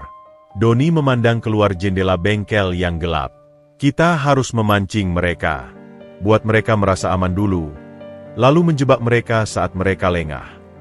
"Kau punya rencana?" Doni mengangguk. Matanya berbinar dengan tekad baru. "Mereka mengira kita sedang ketakutan, berlari, bersembunyi. Jadi mari kita beri mereka yang mereka inginkan. Mari kita berpura-pura menyerah." Victor terlihat bingung. "Menyerah?" "Kita kirim pesan ke Rudy. Bilang kita mau menyerahkan Arka dengan syarat, uang tebusan dan jaminan keamanan. Tapi kita atur pertemuan di tempat yang kita kontrol. Dan kita rekam semuanya." "Berisiko sangat tinggi," kata Victor. "Lebih berisiko terus berlari," jawab Doni. "Kita punya kejutan. Mereka tidak tahu kita punya kartu memori ini. Mereka tidak tahu kita sudah kenal Bang Ucup dan punya tempat persembunyian ini. Dan yang terpenting, mereka tidak tahu kita akan melibatkan orang yang tidak mereka duga." "Siapa?" Doni menatap Victor. "Ibu Tari. Kita kirim salinan bukti ini ke dia secara fisik, melalui orang yang kita percaya. Begitu dia terima, dia akan punya kekuatan untuk bertindak. Dan saat pertemuan tebusan terjadi, dia bisa mengirim bantuan yang tidak terduga, mungkin polisi yang tidak terkait dengan kasus ini, atau tim keamanan pribadinya sendiri." Rencana itu nekat, tapi di tengah kekacauan ini, itu adalah satu-satunya jalan untuk berbalik menyerang. Bang Ucup setuju untuk menjadi kurir bukti ke Ibu Tari. Victor akan mengatur pertemuan palsu dengan Rudy. Dan Doni akan menjadi umpan, dengan Arka sebagai daya tariknya. Malam semakin larut. Di luar bengkel, kota tidur. Tapi di dalam, sebuah rencana berbahaya sedang disusun. Jebakan di terminal malam tadi, hampir membuat mereka terjebak. Sekarang, giliran mereka yang akan menjebak. Tapi satu hal yang tidak mereka duga, Alex Tan, yang merasa dikhianati oleh kakaknya sendiri, sudah memutuskan untuk mengambil alih. Dia menghubungi Hendra secara langsung, menawarkan kesepakatan baru. Dia akan menyerahkan Arka, Victor, dan Doni, dengan imbalan semua uang tebusan untuk dirinya sendiri, dan jaminan bahwa Hendra akan melindunginya dari Rudy yang mulai tidak bisa dikendalikan. Permainan sandiwara yang mematikan ini kini memiliki pemain baru dengan loyalitas yang mudah berpindah. Dan di tengah semua itu, seorang anak kecil dengan ingatan fotografis dan sebuah kartu memori menjadi pusat dari badai yang siap menghancurkan sebuah dinasti bisnis. Pagi yang muram menyambut mereka di dalam bengkel Bang Ucup. Rencana sudah disusun dengan cermat. Namun ketegangan terasa seperti kawat berduri yang melilit setiap napas. Bang Ucup telah berangkat sebelum fajar membawa kartu memori micro SD yang disalin ke dalam 3 flash drive berbeda. Satu untuk Ibu Tari, satu untuk kantor polisi yang independen, dan satu disimpan sebagai cadangan. Ia membawa surat dari Victor yang menjelaskan situasi dan meminta Ibu Tari untuk tidak bertindak sembarangan sebelum waktunya. Victor, dengan mata berkantung karena kurang tidur, sibuk dengan ponsel burner, ponsel sekali pakai, yang dibeli Bang Ucup. Ia sedang menyusun pesan tebusan untuk Rudy. Bahasa harus tepat, cukup putus asa untuk meyakinkan, tapi cukup kuat untuk memancing. "Dengarkan ini," kata Victor pada Doni. "Kami lelah. Kami punya anak itu. Kami mau uang 2 miliar dan jaminan keamanan. Tidak ada polisi. Bawa sendiri. Temui kami di gudang PT Segara, Ancol, jam 10 malam. Jika ada yang ikut atau tipu muslihat, anak akan kami kirim ke polisi dengan semua bukti." "Bagaimana?" Doni mengangguk. "Tapi kita butuh lokasi yang bisa kita kontrol. Apakah gudang itu aman?" "Saya pernah mengurus kasus kebakaran di sana. Saya tahu layoutnya. Banyak pintu keluar masuk, banyak persembunyian. Victor memandang Arka yang sedang menggambar di kertas dengan pensil. Tapi Arka tidak bisa ikut. Terlalu berbahaya. Aku tidak mau pisah dari Kak Don, protes Arka langsung. Matanya membesar. Kamu harus, nak, kata Doni lembut tapi tegas. Ini akan sangat berbahaya. Bang Ucup sudah setuju untuk menjagamu di tempat lain. Arka menggeleng kuat-kuat. Air mata mulai menggenang. Nggak mau. Kalau Kak Don pergi, nggak balik-balik lagi kayak papa mama. Kalimat itu menyentak Doni. Ia berlutut, memegang bahu Arka. Aku janji akan kembali. Ini satu-satunya cara agar kamu bisa benar-benar pulang ke orang tuamu dengan aman. Tapi mereka jahat. Mereka mau lukai Kak Don. Mereka tidak akan sempat, karena kita yang akan menjebak mereka. Doni memeluk Arka erat. Percayalah padaku. Seperti dulu kamu percaya saat kita lari dari pasar. Arka akhirnya mengangguk kecil. Pipinya basah. Ia merogoh saku celananya dan mengeluarkan liontin kecil berbentuk kelinci. Hadiah terakhir nenek Doni. Ini buat Kak Don. Biar kelinci ini yang jagain. Doni menerimanya dengan hati tersentuh. Ia menggantungkan liontin itu di lehernya, menyelipkannya di balik bajunya. Terima kasih, nak. Aku akan jaga baik-baik. Sore hari, saat persiapan hampir final, sesuatu yang tak terduga terjadi. Sebuah pesan masuk ke ponsel burner Victor. Bukan dari Rudy, tapi dari nomor tak dikenal. Pesan, Victor, ini Alex. Aku ingin bertobat. Aku punya informasi tentang Hendra yang lebih besar. Tapi aku hanya akan bicara jika bertemu langsung. Aku sendirian. Lapangan golf Taman Mini, jam 5 sore. Jangan bawa siapa-siapa. Ini untuk keselamatan Arka. Victor memandangi pesan itu lama. Wajahnya bercampur antara harapan dan kecurigaan. Jangan, kata Doni langsung. Ini pasti jebakan. Tapi bagaimana jika dia benar-benar ingin menebus kesalahan? Dia adikku. Dia yang hampir menyerahkan kita ke jangkung semalam, ingatkan Doni keras. Darah tidak menjamin kesetiaan. Victor menghela napas berat. Aku harus memberinya kesempatan terakhir. Jika ini benar, informasinya bisa jadi penentu. Jika ini jebakan, setidaknya aku akan tahu di mana posisi dia. Doni melihat keteguhan di mata Victor. Ia tahu tidak bisa menghentikannya. Kalau begitu, aku ikut. Dari kejauhan. Untuk berjaga-jaga. Dia bilang sendirian. Dan kamu percaya? Aku akan sembunyi. Jika aman, aku tidak akan muncul. Jika ada masalah, kita punya rencana penyelamatan. Victor akhirnya setuju. Mereka meninggalkan Arka dalam penjagaan ketat Bang Ucup di sebuah rumah kosong milik saudaranya yang lain. Doni dan Victor berangkat ke Taman Mini dengan motor sewaan, berpisah di gerbang. Victor menuju lapangan golf yang sepi di ujung taman. Doni, dengan jaket kerah tinggi dan topi, mengikutinya dari kejauhan, bersembunyi di balik semak-semak dekat danau buatan. Pukul 5 tepat, Alex muncul dari arah parkiran. Dia sendirian, sesuai janji. Wajahnya tampak lebih tua dari usia, penuh ketegangan. Victor maju menyambutnya. Doni, dari jarak sekitar 50 meter, mengamati lekat-lekat melalui teropong mainan yang dibelinya di kios. Matanya juga memindai sekeliling. Lapangan golf itu sunyi, hanya beberapa petugas pemelihara rumput di kejauhan. Tampaknya aman. Percakapan dimulai. Alex berbicara dengan tangan terbuka, tubuhnya condong, seolah memohon. Victor awalnya menjaga jarak, lalu perlahan mendekat. Doni melihat Alex mengeluarkan sesuatu dari saku, sebuah amplop. Victor menerimanya, membuka isinya.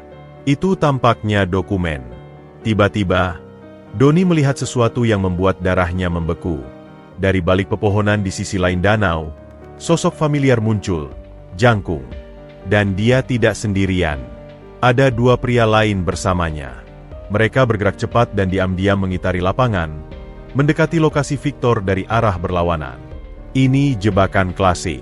Alex memancing, jangkung menyerang. Doni mengutuk dalam hati. Ia harus memperingatkan Victor. Tapi ponselnya sengaja tidak dibawa untuk menghindari pelacakan. Satu-satunya cara adalah memberi tanda. Donnie mengambil batu, dan dengan sekuat tenaga melemparkannya ke arah danau dekat tempat Victor berdiri. Batu itu jatuh dengan suara plung yang keras di air tenang. Victor menoleh ke arah suara. Donnie, dari balik semak, melambaikan tangan dengan putus asa dan menunjuk ke arah jangkung yang sedang mendekat. Victor memahami. Dia langsung mundur. Tapi Alex tiba-tiba mencengkeram lengannya. "Maaf, Kak. Tapi ini demi kita." "Lepaskan." Hardik Victor berusaha melepaskan diri. Jangkung dan dua preman lainnya sudah sampai. Mereka mengurung Victor. Donnie harus bertindak. Tapi 3 lawan 1? Itu bunuh diri. Donnie melihat petugas pemelihara rumput di kejauhan. Dengan cepat, ia berlari ke arah mereka, berteriak sekeras-kerasnya. "Maling! Maling! Mereka mau rampok orang!" Teriakan itu memecah kesunyian. Petugas-petugas itu, yang jumlahnya 4 orang, menoleh. Jangkung dan kawanannya yang mendengar teriakan, menjadi ragu. Mereka tidak ingin menarik perhatian. Victor menggunakan kesempatan itu. Dengan tendangan keras ke tulang kering Alex, ia berhasil melepaskan diri dan mulai berlari ke arah pagar pembatas. Jangkung mengutuk dan mengejar. Tapi petugas-petugas taman sudah mulai berteriak dan berjalan mendekat. Donnie sudah mencapai motor. Ia menghidupkan mesin dan melaju ke arah Victor yang sedang berlari. "Naik!" Victor melompat ke jok belakang. Motor itu melesat meninggalkan lapangan golf, meninggalkan Alex yang terpana dan Jangkung yang marah. Kembali di bengkel, napas mereka masih tersengal. Victor memandang dokumen yang berhasil ia selamatkan dari Alex. Wajahnya pucat membacanya. "Apa isinya?" tanya Donnie. Ini catatan transaksi antara Hendra dan seorang jenderal polisi," bisik Victor. "Mereka bukan hanya ingin menguasai perusahaan. Mereka ingin mengalihkan dana yayasan keluarga untuk proyek senjata ilegal. Arka tidak sengaja melihat dokumen proyek itu di villa. Itu sebabnya mereka tidak bisa membiarkannya hidup." Donnie merasa dingin menjalar di tulangnya. Ini lebih buruk dari yang ia bayangkan. Bukan lagi perseteruan keluarga, tapi sudah menyentuh kejahatan terorganisir tingkat tinggi. "Kita harus membatalkan rencana pertemuan malam ini," kata Donnie. "Mereka tidak akan datang hanya untuk uang. Mereka akan datang untuk membunuh." "Tidak," bantah Victor, matanya berbinar dengan tekad baru. "Kita justru harus melanjutkan. Tapi kita ubah strategi. Kita tidak merekam pengakuan. Kita mengumpulkan bukti pembunuhan." "Bagaimana caranya?" "Kita pasang kamera tersembunyi di gudang. Kita atur agar Arka tidak ada di sana. Kita kirim dia ke tempat yang benar-benar aman dengan Bang Ucup. Lalu kita pancing mereka untuk mengungkapkan rencana asli mereka.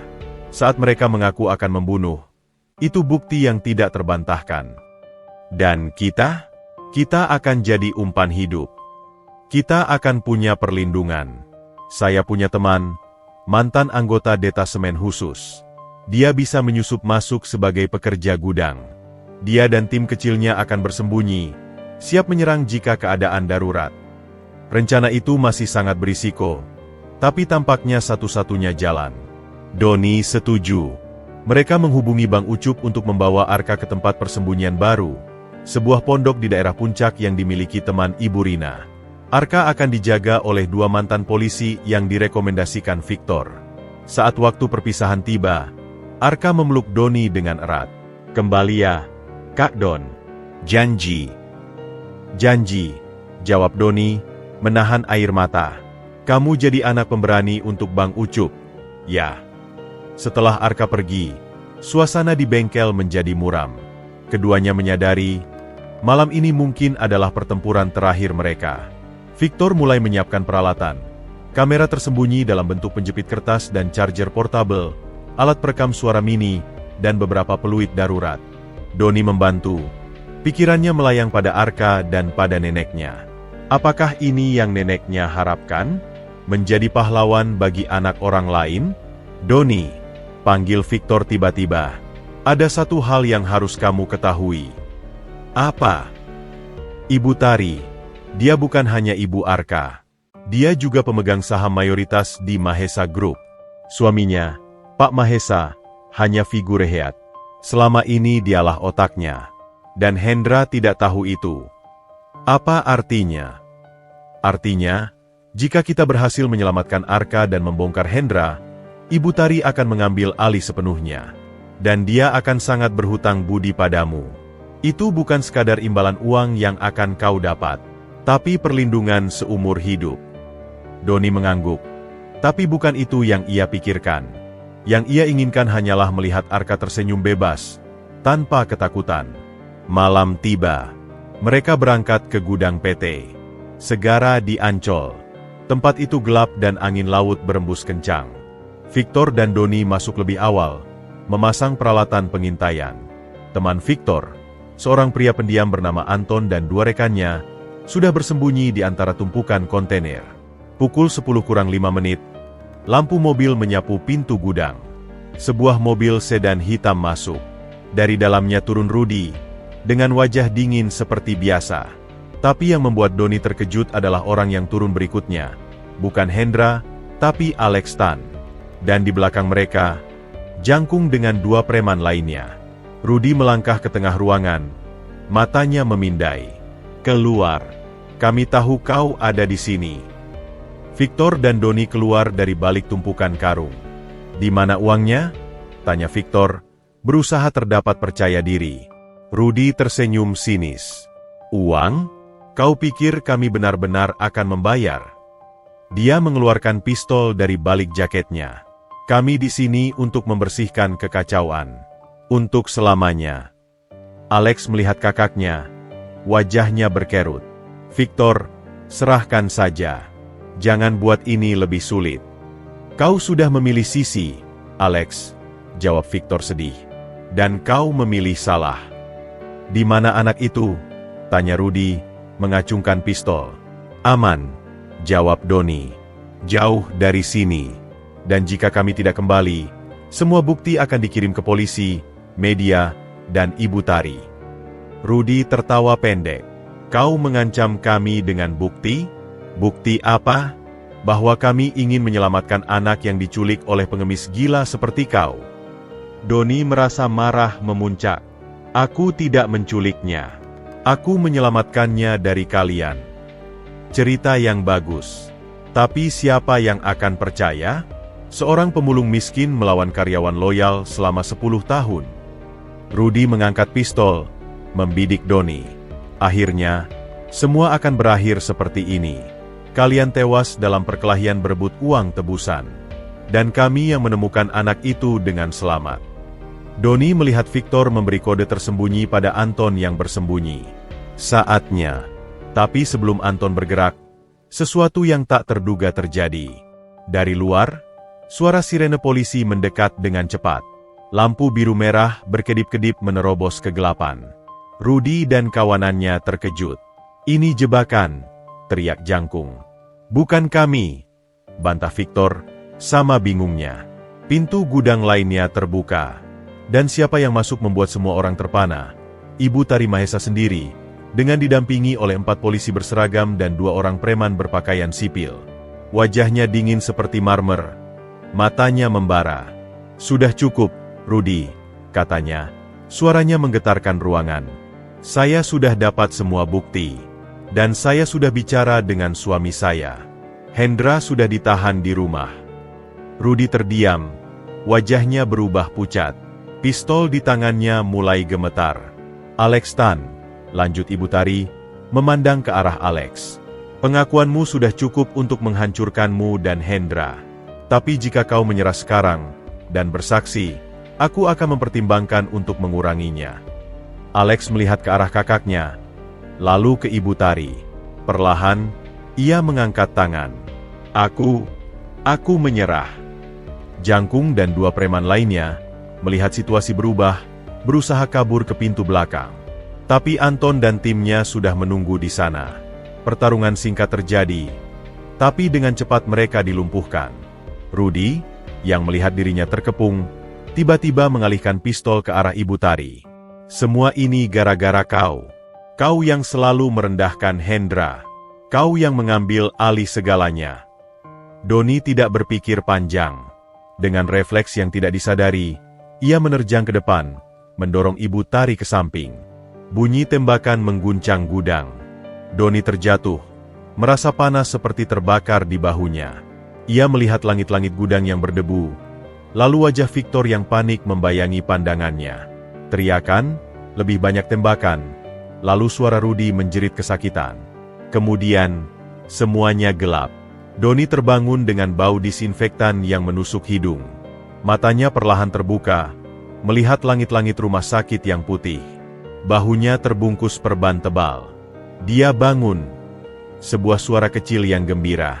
Arka, dengan wajah bersih dan baju baru, berdiri di samping tempat tidurnya, digandeng oleh seorang wanita cantik dengan mata yang sama dengan Arka, Ibu Tari. Di sebelahnya, Victor tersenyum lega. "Kak Don." Arka memeluknya dengan hati-hati. "Hati-hati, sayang, lukanya. Ingat," Ibu Tari lembut. "Rudy?" tanya Doni dengan suara serak. "Ditembak di kaki, ditangkap," jawab Victor. "Hendra juga sudah ditahan. Jangkung dan kawanannya juga. Alex bersedia menjadi saksi mahkota.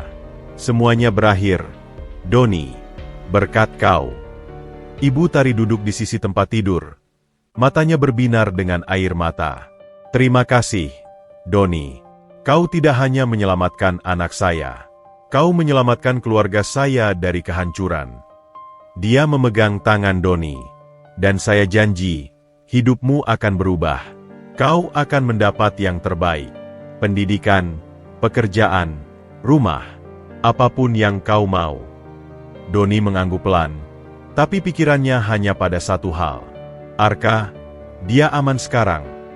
"Sangat aman," jawab Ibu Tari sambil mengelus kepala anaknya. "Dan dia tidak mau jauh-jauh dari Kak Donnya." Arka mengangguk kuat-kuat. "Kak Don janji jadi kakakku selamanya." Doni tersenyum, rasa sakit di bahunya seakan hilang. Dia memegang liontin kelinci di dadanya. Neneknya pasti bangga. Pertarungan mungkin sudah berakhir. Tapi sebuah kehidupan baru, sebuah keluarga baru, baru saja dimulai. Dan untuk pertama kalinya dalam hidupnya, Doni merasa memiliki tempat untuk pulang. Kesadaran Doni masih berayun antara nyata dan kabur saat ia mendengar percakapan di samping tempat tidurnya. Cahaya neon rumah sakit terlalu terang. Ia mengedip-ngedipkan mata, melihat wajah Arka yang cemas dan Ibu Tari yang menatapnya dengan penuh perhatian. Di balik mereka, Victor berdiri dengan postur tegang, seolah masih dalam modus waspada. Pendarahan sudah berhenti, tetapi peluru merusak otot bahu. "Butuh fisioterapi," suara seorang dokter yang tak terlihat. "Berapa lama?" tanya Ibu Tari. "Minimal 6 minggu untuk pemulihan dasar." "Tapi..." Doni mencoba duduk, tapi rasa sakit tajam di bahu membuatnya mendesis. "Arka, di mana?" "Di sini, Kak Don." Arka memegang tangannya. "Kamu pingsan lama sekali." Ibu Tari membantu Doni duduk dengan menopang bantal. "Doni, ada yang harus kami bicarakan. Meskipun Rudy dan Jangkung sudah ditangkap, ini belum selesai." "Hendra?" tebak Doni. Victor maju, wajahnya muram. "Hendra dilepaskan pagi ini karena kurang bukti langsung. Dia punya pengacara yang sangat bagus dan alibi kuat untuk malam penculikan dulu. Tapi ada rekaman, ada dokumen dari Alex. Rekaman suara di gudang tidak cukup jelas mengaitkan dia dengan rencana pembunuhan. Dokumen transaksi yang saya selamatkan dari Alex, ternyata ada yang hilang. Halaman yang menyebutkan nama Hendra secara eksplisit." Victor menghela napas. "Dan Alex, dia berubah pikiran lagi. Sekarang dia mengaku dipaksa oleh Rudy untuk memalsukan dokumen." Doni merasa mual. Jadi Hendra masih bebas. Dan Alex, sang adik yang mudah berbalik, kembali menjadi ancaman. Bagaimana dengan polisi? Bukankah Ibu Tari bisa? Ibu Tari menggeleng, wajahnya lelah. "Suami saya, Ayah Arka, dia masih tidak percaya bahwa adiknya terlibat. Dia bilang ini konspirasi Rudy untuk memecah belah keluarga. Dan dia masih punya pengaruh besar di kepolisian. Jadi, meskipun mereka memiliki bukti, struktur kekuasaan dan hubungan keluarga mengaburkan keadilan. Hendra masih berkeliaran, dan Arka tetap dalam bahaya. Dia akan mencoba lagi, bisik Doni. Sekarang dia tahu Arka adalah saksi kunci. Dan dia tahu kami punya bukti, meski tidak sempurna. Ibu Tari mengangguk perlahan. Itu sebabnya saya ingin membawa Arka ke luar negeri sementara. Tapi, ia memandang Arka yang memeluk Doni erat. Dia menolak.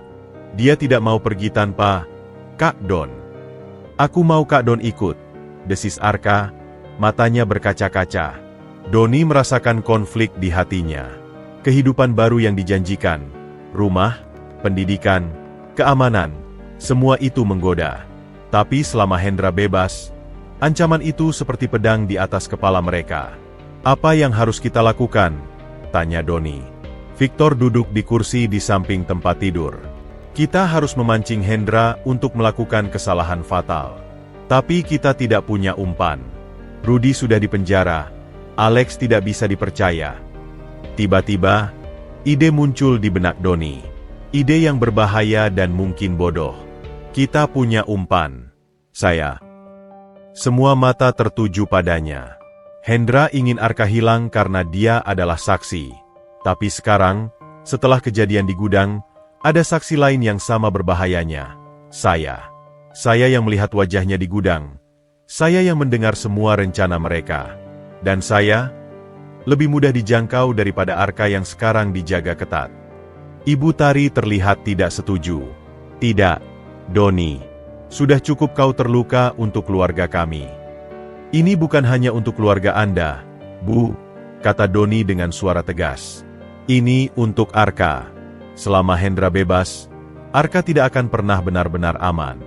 Dan selama itu, saya juga tidak akan tenang. Victor mempertimbangkan. Doni benar. Hendra akan berusaha membersihkan semua jejak. Dan Doni adalah jejak hidup yang paling mudah dihapus karena dia tidak penting dalam pandangan mereka. Jadi, apa rencananya? Tanya Ibu Tari, masih ragu. Kita buat seolah-olah saya putus asa, jelas Doni. Setelah keluar dari rumah sakit, saya tidak terima imbalan apapun dari keluarga Mahesa. Saya kembali ke kehidupan lama.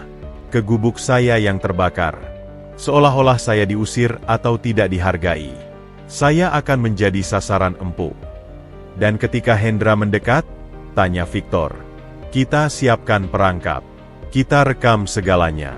Dan kali ini, kita pastikan polisi yang terlibat adalah orang yang bisa kita percayai.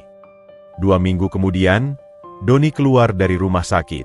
Sebuah konferensi pers kecil diadakan oleh keluarga Mahesa. Di depan beberapa wartawan, Ibu Tari mengumumkan bahwa mereka memberikan santunan pada Doni sebagai ucapan terima kasih. Tapi jumlah yang disebutkan, 50 juta, sengaja dibuat terdengar kecil untuk ukuran keluarga mereka. Beberapa media bahkan menyebutnya pelit. Doni, dengan perban masih di bahunya, tampak lesu dan tidak bersemangat saat foto. Ia bahkan sengaja menghindari kontak mata dengan Arka, yang terlihat sedih dan bingung dipeluk ibunya. Pertunjukan sandiwara itu menyakitkan bagi keduanya.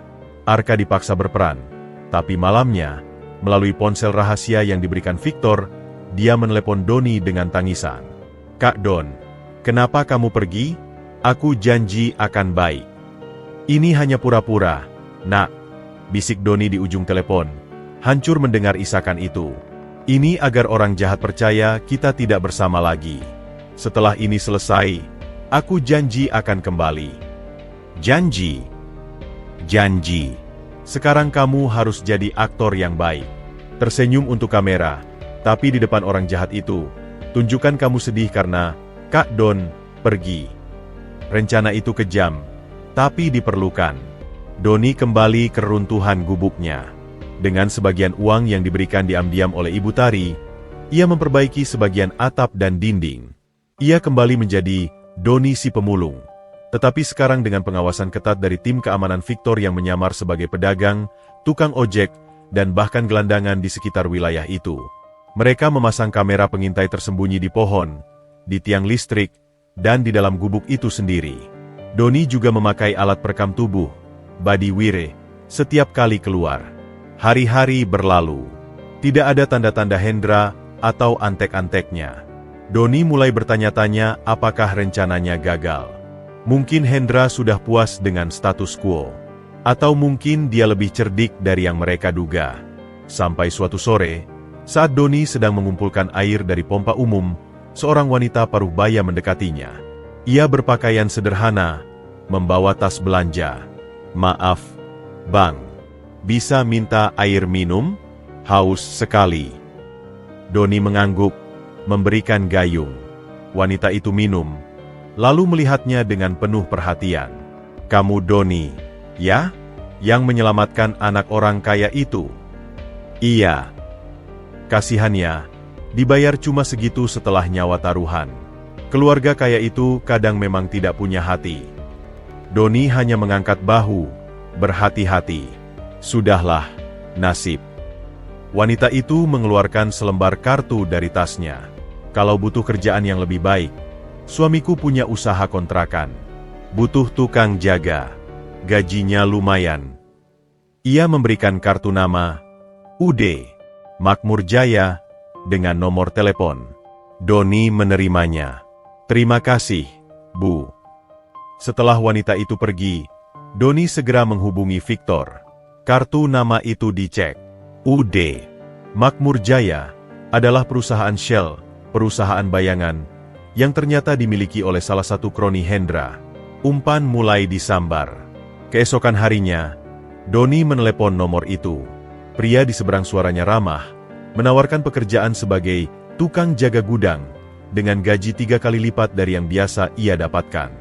Mereka mengatur pertemuan di sebuah warung kopi dekat stasiun. Di warung kopi, Doni ditemui oleh seorang pria berbadan sedang bernama Pak Budi, salah satu staf keuangan Hendra yang tidak terlalu mencolok. Mereka membicarakan detail pekerjaan. Pak Budi sangat profesional, tidak ada yang mencurigakan. Hanya di akhir percakapan, dia berkata, "Oh ya, bos kita, Pak Hendra, dengar kamu orangnya jujur dan berani. Dia mungkin mau ketemu langsung untuk ucapan terima kasih sudah jaga keponakannya." "Keponakannya?" "Iya, Arka itu kan keponakan Pak Hendra. Dia sangat khawatir selama ini." Pertemuan dengan Hendra diatur 3 hari kemudian di sebuah klub golf eksklusif. Doni akan dijemput. Victor dan timnya menyiapkan segala sesuatu. Doni akan dipasangi perekam yang lebih canggih, dan tim pengamanan akan berada di dalam dan di sekitar klub golf. Kali ini, mereka juga melibatkan seorang penyidik KPK yang diam-diam telah menyelidiki kasus korupsi Hendra, seorang wanita bernama Agent Rika. Dia akan menyamar sebagai staf klub. Hari H tiba. Doni dijemput dengan mobil mewah. Ia dibawa ke klub golf yang megah. Di ruang VIP, Hendra Winata sedang duduk santai, mengenakan setelan golf yang mahal. Dia tampak ramah, dengan senyum yang hangat, sangat berbeda dengan gambaran penjahat di kepala Doni. "Doni, akhirnya kita bertemu," sambut Hendra, berjabat tangan. "Terima kasih banyak sudah menjaga keponakan saya. Keluarga kami benar-benar berhutang budi." "Sama-sama, Pak," jawab Doni, berusaha tenang. Mereka berbicara ringan tentang golf, tentang pekerjaan baru Doni. Hendra terlihat seperti paman yang baik hati. Tapi kemudian, dia memasuki topik yang lebih dalam. "Sayang sekali, hubungan saya dengan kakak saya sedang tidak baik," keluh Hendra sambil menyeruput anggur. "Dia tidak percaya bahwa saya juga mencintai Arka seperti anak sendiri. Bahkan, dia dan istrinya berpikir saya terlibat dalam penculikan itu. Sangat menyedihkan." "Itu mungkin karena salah paham, Pak," kata Doni. "Mungkin. Tapi ada orang yang memanfaatkan salah paham ini." Hendra menatap Doni tajam. "Rudy, sopir itu, dan pengacara Victor Tan. Mereka memutar fakta, memalsukan bukti, untuk menjatuhkan saya. Dan mereka menggunakan kamu, Doni." Doni berpura-pura terkejut. "Saya? Bagaimana mungkin? Mereka membuat kamu berpikir bahwa Arka dalam bahaya dari saya, sehingga kamu tidak mau menyerahkan Arka. Padahal, Saya hanya ingin membawa pulang keponakan saya dengan aman. Sekarang, karena pengaruh mereka, Arka dijauhkan dari keluarga besarnya. Ini adalah pembalikan narasi yang licin. Hendra mencoba merekrut Doni dengan membuatnya percaya bahwa ia telah dimanfaatkan oleh Victor dan Ibu Tari. Tapi, bukti rekaman? Dokumen? Tanya Doni. Dipalsukan, tegas Hendra. Victor Tan adalah ahli pemalsuan dokumen. Itu sebabnya dia dipecat dari firma hukumnya dulu. Sayangnya, kakak saya tidak tahu itu. Hendra kemudian mengeluarkan sebuah amplop. Di dalamnya ada foto-foto Victor sedang bertemu dengan seorang preman terkenal beberapa tahun lalu, bukti yang tampaknya menguatkan ceritanya. Saya ingin kamu membantu saya, Doni, kata Hendra, suaranya sekarang rendah dan persuasif. Kamu bisa bertemu dengan Arka, kan? Ibu Tari masih mengizinkanmu mengunjunginya. Mungkin, tapi dia dijaga ketat. Saya tidak ingin menyakitinya. Saya hanya ingin membawanya untuk waktu singkat, ke sebuah tempat aman, di mana dia bisa memberitahu polisi yang sebenarnya tentang apa yang terjadi. Bahwa dia tidak diculik oleh Rudy, tetapi diselamatkan oleh kamu dari orang tak dikenal. Dan bahwa Victor Tan lah yang memanipulasi semuanya. Jadi, inilah rencananya. Menggunakan Doni untuk mengambil Arka, lalu membentuk ulang narasi. Arka yang masih kecil bisa diarahkan untuk mengatakan apapun. Dan setelah itu, Arka mungkin akan hilang lagi, kali ini untuk selamanya, sementara Doni akan menjadi kambing hitam. Apa yang saya dapat? Tanya Doni, berpura-pura tertarik. Hendra tersenyum. Uang. 5 miliar. Cukup untuk membuatmu hidup seperti raja. Dan perlindungan.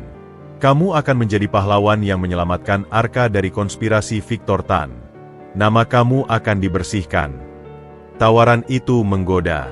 Dan yang terpenting, semua percakapan ini terekam dengan jelas oleh alat penyadap di baju Doni dan oleh kamera tersembunyi yang dipasang agen Rika dalam vas bunga di ruangan itu.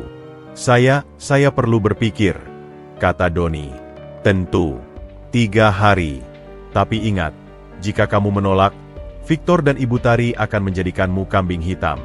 Mereka akan bilang kamu yang sebenarnya menculik Arka untuk uang tebusan. Dan siapa yang akan percaya pada seorang pemulung? Ancaman itu jelas. Bergabung atau dihancurkan. Doni pulang dengan pikiran berat. Di dalam mobil, ia berdebar-debar. Mereka berhasil. Mereka mendapatkan pengakuan tidak langsung dari Hendra. Tapi apakah itu cukup? Di markas sementara Victor, agen Rika sudah menganalisis rekaman. Dia tidak pernah secara eksplisit mengakui penculikan. Dia hanya bicara tentang salah paham dan pemalsuan. Pengacara hebat akan membantah ini. Jadi kita butuh lebih? Tanya Doni lelah. Kita butuh dia menyentuh uang atau memberi perintah langsung untuk mengambil Arka, jelas agen Rika. Pertemuan berikutnya. Jika dia memberi kamu uang muka, atau perintah tertulis, itu bisa jadi bukti kuat. 3 hari kemudian, Doni menghubungi Hendra. Dia setuju. Tapi meminta uang muka 2 miliar dan surat perjanjian yang menjamin kekebalan hukumnya. Hendra setuju. Pertemuan diatur di sebuah villa pribadi milik Hendra, bukan yang dibakar, tetapi yang lain. Kali ini, tim pengamanan dan agen Rika tidak bisa masuk karena sistem keamanan yang sangat ketat. Doni harus masuk sendirian. Ini lebih berbahaya dari yang direncanakan. Tapi Doni setuju. Ia dipasangi alat pelacak dan perekam mini yang hampir tidak terdeteksi. Villa itu mewah dan sunyi. Hendra menerimanya di ruang kerja. Di atas meja, ada 2 hal. 1 tas berisi uang tunai, dan 1 surat perintah untuk membawa Arka ke suatu lokasi. Tanda tangani ini, kata Hendra. Ini perjanjian kerahasiaan dan kontrak kerja. Standar. Doni membaca sekilas. Surat itu tampak legal, tetapi klausul tersembunyi menyatakan bahwa ia setuju untuk mengambil Arkandito Mahesa dari pengasuhan ibunya dan membawanya ke alamat tertentu, yang merupakan rumah aman milik Hendra. Ini seperti perintah penculikan, kata Doni hati-hati. Ini perintah penyelamatan, bantah Hendra. Dari seorang paman yang khawatir pada keponakannya. Saat Doni masih ragu, Hendra tiba-tiba kehilangan kesabarannya. Dengarkan, Doni. Kau bukan orang penting. Kau alat. Alat yang bisa dipakai atau dibuang. Tanda tangani itu, ambil uangnya, dan lakukan pekerjaanmu. Atau, dia membuka laci mejanya. Di dalamnya ada pistol. Kau tahu pilihannya. Ini adalah ancaman langsung. Dan itu terekam. Doni mengambil pena. Tapi sebelum menandatangani, dia bertanya, bagaimana dengan Rudy? Dia akan membongkar semua di pengadilan. Hendra tertawa dingin. Rudy? Dia akan bunuh diri di sel nanti malam. Depresi karena merasa bersalah telah menculik keponakan majikannya. Pernyataan itu mengerikan. Rencana untuk membunuh Rudy. Bukti yang sangat kuat. Doni menandatangani surat itu. Ia mengambil tas uang. Saat hendak pergi, Hendra berkata lagi, ingat, anak itu harus hidup sampai di lokasi. Saya butuh dia untuk membuat video pernyataan dulu. Setelah itu, terserah kamu. Tapi lebih baik jika dia menghilang untuk selamanya. Seperti kecelakaan. Doni merasa dingin. Hendra baru saja memerintahkan pembunuhan Arka. Saya mengerti, jawab Doni serendah mungkin. Dia meninggalkan villa dengan uang dan surat perintah. Begitu keluar dari gerbang, tim agen Rika segera menyergap villa itu. Tetapi Hendra sudah menghilang. Ternyata ada terowongan rahasia keluar dari ruang kerjanya. Namun, mereka memiliki bukti yang sekarang tidak terbantahkan. Rekaman ancaman pistol, perintah untuk mengambil Arka, pengakuan rencana membunuh Rudy, dan perintah untuk menghilangkan Arka. Ditambah surat perintah asli bertanda tangan Hendra. Malam itu, Rudy ditemukan masih hidup di selnya. Tim agen Rika sudah lebih dulu memindahkannya ke lokasi aman. Hendra, yang merasa terpojok, mencoba kabur ke bandara dengan jet pribadi. Tapi dia ditangkap. Pengadilan berlangsung cepat dengan bukti-bukti yang solid. Hendra divonis atas konspirasi pembunuhan, percobaan penculikan, dan korupsi. Alex Tan, setelah melihat kakaknya Victor memberikan kesaksian yang mengharukan, akhirnya benar-benar menyesal dan menjadi saksi kunci, mengungkap seluruh jaringan korupsi Hendra di Mahesa Group. Beberapa bulan kemudian, Doni berdiri di depan sebuah rumah sederhana namun nyaman, hadiah dari keluarga Mahesa. Di halaman, Arka sedang bermain dengan anjing baru mereka. Bahu Doni sudah pulih, meski kadang masih terasa kaku. Ibu Tari dan Pak Mahesa, yang akhirnya menyadari kesalahannya dan berdamai dengan istrinya, mengunjungi mereka akhir pekan ini. Victor sekarang menjadi penasihat hukum keluarga, dan Alex menjalani hukuman yang lebih ringan karena kerjasamanya. Kamu yakin tidak mau tinggal di rumah yang lebih besar? Atau kerja di perusahaan? Tanya Ibu Tari suatu sore. Doni tersenyum, melihat Arka tertawa mengejar anjingnya. Ini sudah lebih dari cukup, Bu. Saya mau buka bengkel kecil di sini. Terima kasih atas beasiswa itu. Saya akan kuliah sambil kerja. Hidupnya telah berubah tak terkira. Tapi yang paling berharga bukan rumah atau uang, melainkan seorang anak kecil yang memanggilnya kakak, dan sebuah keluarga yang ia dapatkan bukan karena darah, tetapi karena pilihan dan keberanian. Perangkap telah berhasil, bukan dengan kekerasan, tetapi dengan kecerdikan dan pengorbanan. Dan di tengah puing-puing kehidupan lamanya, Doni telah menemukan sesuatu yang lebih kuat dari ketakutan, sebuah tujuan, dan sebuah rumah. 2 tahun kemudian, sinar matahari pagi menyapu halaman rumah sederhana di pinggiran kota itu. Taman kecil yang dulu hanya tanah kosong, sekarang dipenuhi sayuran organik dan beberapa petak bunga matahari, permintaan khusus Arka. Di teras, Doni, 24, sedang menyelesaikan tugas kuliah online-nya di depan laptop. Dia mengambil jurusan manajemen, beasiswa penuh dari Yayasan Keluarga Mahesa. Di sampingnya, rancangan denah untuk bengkel Doni kelas baca tergeletak. Dari dalam rumah, terdengar suara riang. Kak Don, lihat, aku dapat nilai 100 buat gambar ini. Arka, 7. Sekarang sudah lebih tinggi, berlari keluar dengan selembar kertas. Gambarnya menunjukkan 3 figur, yang tertinggi dengan kacamata, Victor, yang sedang dengan jas, Pak Mahesa dan Ibu Tari, yang lebih pendek dengan ikat kepala, Doni, dan yang paling kecil dengan sepatu biru, Arka. Mereka semua berpegangan tangan di depan sebuah rumah dengan atap merah. Judulnya, Keluarga Terbaik. Wah, bagus sekali, Ark, puji Doni, memeluknya. Nanti kita bingkai, ya. Kehidupan mereka sekarang tenang, namun tidak pernah membosankan. Setelah pengadilan Hendra yang menggemparkan, nama keluarga Mahesa sempat tercoreng, namun Ibu Tari dengan kecerdikannya mengambil alih kendali penuh perusahaan. Dia melakukan reformasi besar-besaran, mengalihkan fokus pada program CSR dan yayasan pendidikan untuk anak-anak kurang mampu, terinspirasi oleh kisah Doni dan Arka. Pak Mahesa, yang akhirnya mengakui kesalahan dan ketergantungannya pada sang adik, kini lebih banyak berkecimpung di bidang filantropi. Victor Tan, selain menjadi penasihat hukum keluarga, juga membuka firma hukumnya sendiri yang khusus menangani kasus anak-anak dan ketidakadilan sosial. Adiknya, Alex, setelah menjalani hukuman percobaan, sekarang bekerja di Yayasan Keluarga Mahesa sebagai administrator, di bawah pengawasan ketat, namun dengan kesempatan untuk menebus kesalahan. Namun, bab terakhir dari kisah mereka bukan tentang ketenaran atau kekayaan. Itu tentang hal-hal kecil yang membentuk kehidupan baru. Pagi itu, sebuah mobil sedan tidak mewah parkir di depan rumah. Yang keluar adalah Bang Ucup, tukang ojek yang dulu menyelamatkan mereka. Sekarang dia adalah sopir paruh waktu untuk keluarga Doni dan Arka, serta menjadi tangan kanan Doni dalam proyek bengkelnya. Pak Don, material untuk perbaikan bengkel sudah datang. Besi, cat, semuanya lengkap. Terima kasih, Bang. Ayo kita mulai setelah makan siang. Bengkel itu bukan sekadar bengkel. Itu adalah ruang komunitas. Satu sisi untuk memperbaiki sepeda dan elektronik sederhana, sisi lainnya untuk ruang belajar anak-anak jalanan dan kurang mampu yang diajak Doni dan Arka. Les baca, itu gratis, dan seringkali diisi oleh Victor yang mengajar dasar-dasar hukum, atau Ibu Tari yang sesekali bercerita tentang kewirausahaan. Siang hari, setelah membantu Bang Ucup menata bengkel, Doni dan Arka bersiap untuk kunjungan bulanan mereka.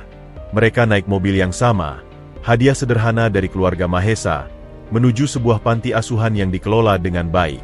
Bukan panti Bina Netra, tetapi panti baru yang didanai oleh Yayasan Keluarga Mahesa, dengan Ibu Rina sebagai salah satu pengurusnya.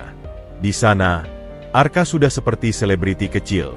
Dia dengan sabar membantu anak-anak lain membaca, berbagi cerita tentang petualangannya, versi yang sudah disederhanakan, dan selalu mengakhirinya dengan, "Aku dulu juga takut. Tapi selama kita punya orang yang percaya pada kita, kita bisa kuat." Doni biasanya membantu dengan perbaikan-perbaikan kecil di panti, atau sekadar mendengarkan keluh kesah anak-anak yang lebih besar. Dia menjadi bukti hidup bahwa masa depan bisa berubah. Sore harinya, mereka pulang. Di rumah, sudah menunggu tamu. Victor datang dengan dokumen, rancangan yayasan resmi untuk bengkel Doni Les Baca, agar bisa mendapat dana berkelanjutan dan legal. "Kamu harus jadi ketua yayasan, Don. Ini kisahmu. Lebih baik Ibu Rina atau Bang Ucup?"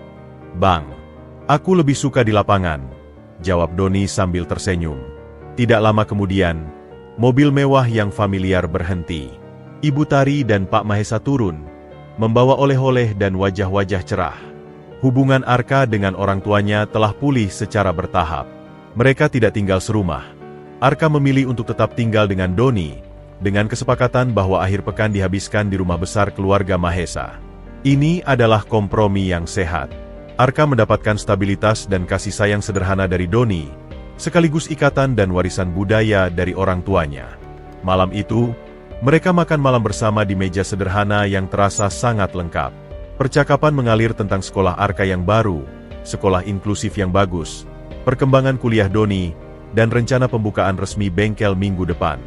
"Kamu yakin tidak butuh lebih?" tanya Pak Mahesa, yang sekarang lebih rendah hati.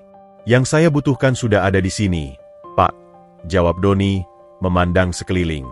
Setelah makan malam, saat matahari terbenam mengoranya langit, Doni dan Arka duduk di bangku taman kecil mereka. "Kak Don," bisik Arka, bersandar di bahunya. "Iya, Nak. Apakah kita akan seperti ini selamanya?" Doni memeluknya. "Tidak ada yang selamanya, Arka. Tapi cinta dan keluarga itu selamanya. Bentuknya mungkin berubah. Kamu akan besar, Mungkin nanti kuliah di luar negeri. Aku akan sibuk dengan bengkel dan mungkin suatu hari punya keluarga sendiri. Tapi kita akan selalu ada satu untuk yang lain. Itu janji. Arka mengangguk. Puas. Dia mengeluarkan sepatu biru kecil yang sudah usang dari tasnya. Sepatu itu tidak lagi dipakai, tapi disimpan dalam kotak khusus. Ini mengingatkanku pada hari kita bertemu. Dan ini, dia merogoh kantong celananya, mengeluarkan liontin kelinci yang dulu diberikan pada Doni, yang telah dikembalikan padanya sebagai jimat. Ini mengingatkanku bahwa Kak Don selalu kembali. Doni tersenyum, hatinya penuh. Dia melihat ke arah bengkel yang hampir selesai, lalu ke rumah yang hangat, di mana tawa Victor dan Pak Mahesa terdengar dari dalam. Dia teringat gubuk reok yang terbakar, dinginnya malam di pasar, dan ketakutan di mata Arka yang kecil. Perjalanan mereka dimulai dari penyelamatan, melalui lorong-lorong gelap pengkhianatan dan bahaya, dan berakhir di sini, bukan di puncak kemewahan, tetapi di dataran kehangatan yang mereka bangun bersama. Keesokan paginya, upacara pembukaan sederhana, bengkel Doni Kles Baca, diadakan. Hadir bukan hanya keluarga dan teman, tetapi juga tetangga, anak-anak dari panti, mantan pedagang asongan yang sekarang punya usaha kecil, dan bahkan beberapa polisi yang terlibat dalam kasus mereka dulu, yang kini menjadi sekutu. Doni memotong pita dengan gunting besar, ditemani Arka di sampingnya. Saat pita terputus, tepuk tangan riuh bergemuruh. "Terima kasih," kata Doni, suaranya lantang dan penuh keyakinan, berbeda dengan pemuda ragu-ragu 2 tahun lalu. "Tempat ini bukan milik saya sendiri. Ini milik kita semua. Untuk siapapun yang butuh tempat untuk memperbaiki sesuatu yang rusak, atau sekadar butuh tempat untuk belajar dan tertawa, mari kita jadikan ini awal yang baru." Arka, tanpa diperintah, maju ke depan. "Dan aku akan jadi guru baca untuk yang paling kecil," serunya, disambut tawa dan tepuk tangan yang lebih keras. Hidup terus berjalan. Luka lama mungkin masih meninggalkan bekas, tetapi tidak lagi menyakitkan. Mereka telah mengubah trauma menjadi kekuatan, kehilangan menjadi kelimpahan kasih sayang. Di sudut halaman, berdiri sepasang sepatu kecil berwarna biru yang ditanam dalam pot bunga, menjadi penanda metaforis bahwa akar mereka kini kuat tertanam di tanah yang subur. Dan di atasnya, bunga matahari bermekaran, selalu mencari cahaya, seperti mereka yang telah menemukan terang setelah melalui malam yang sangat panjang.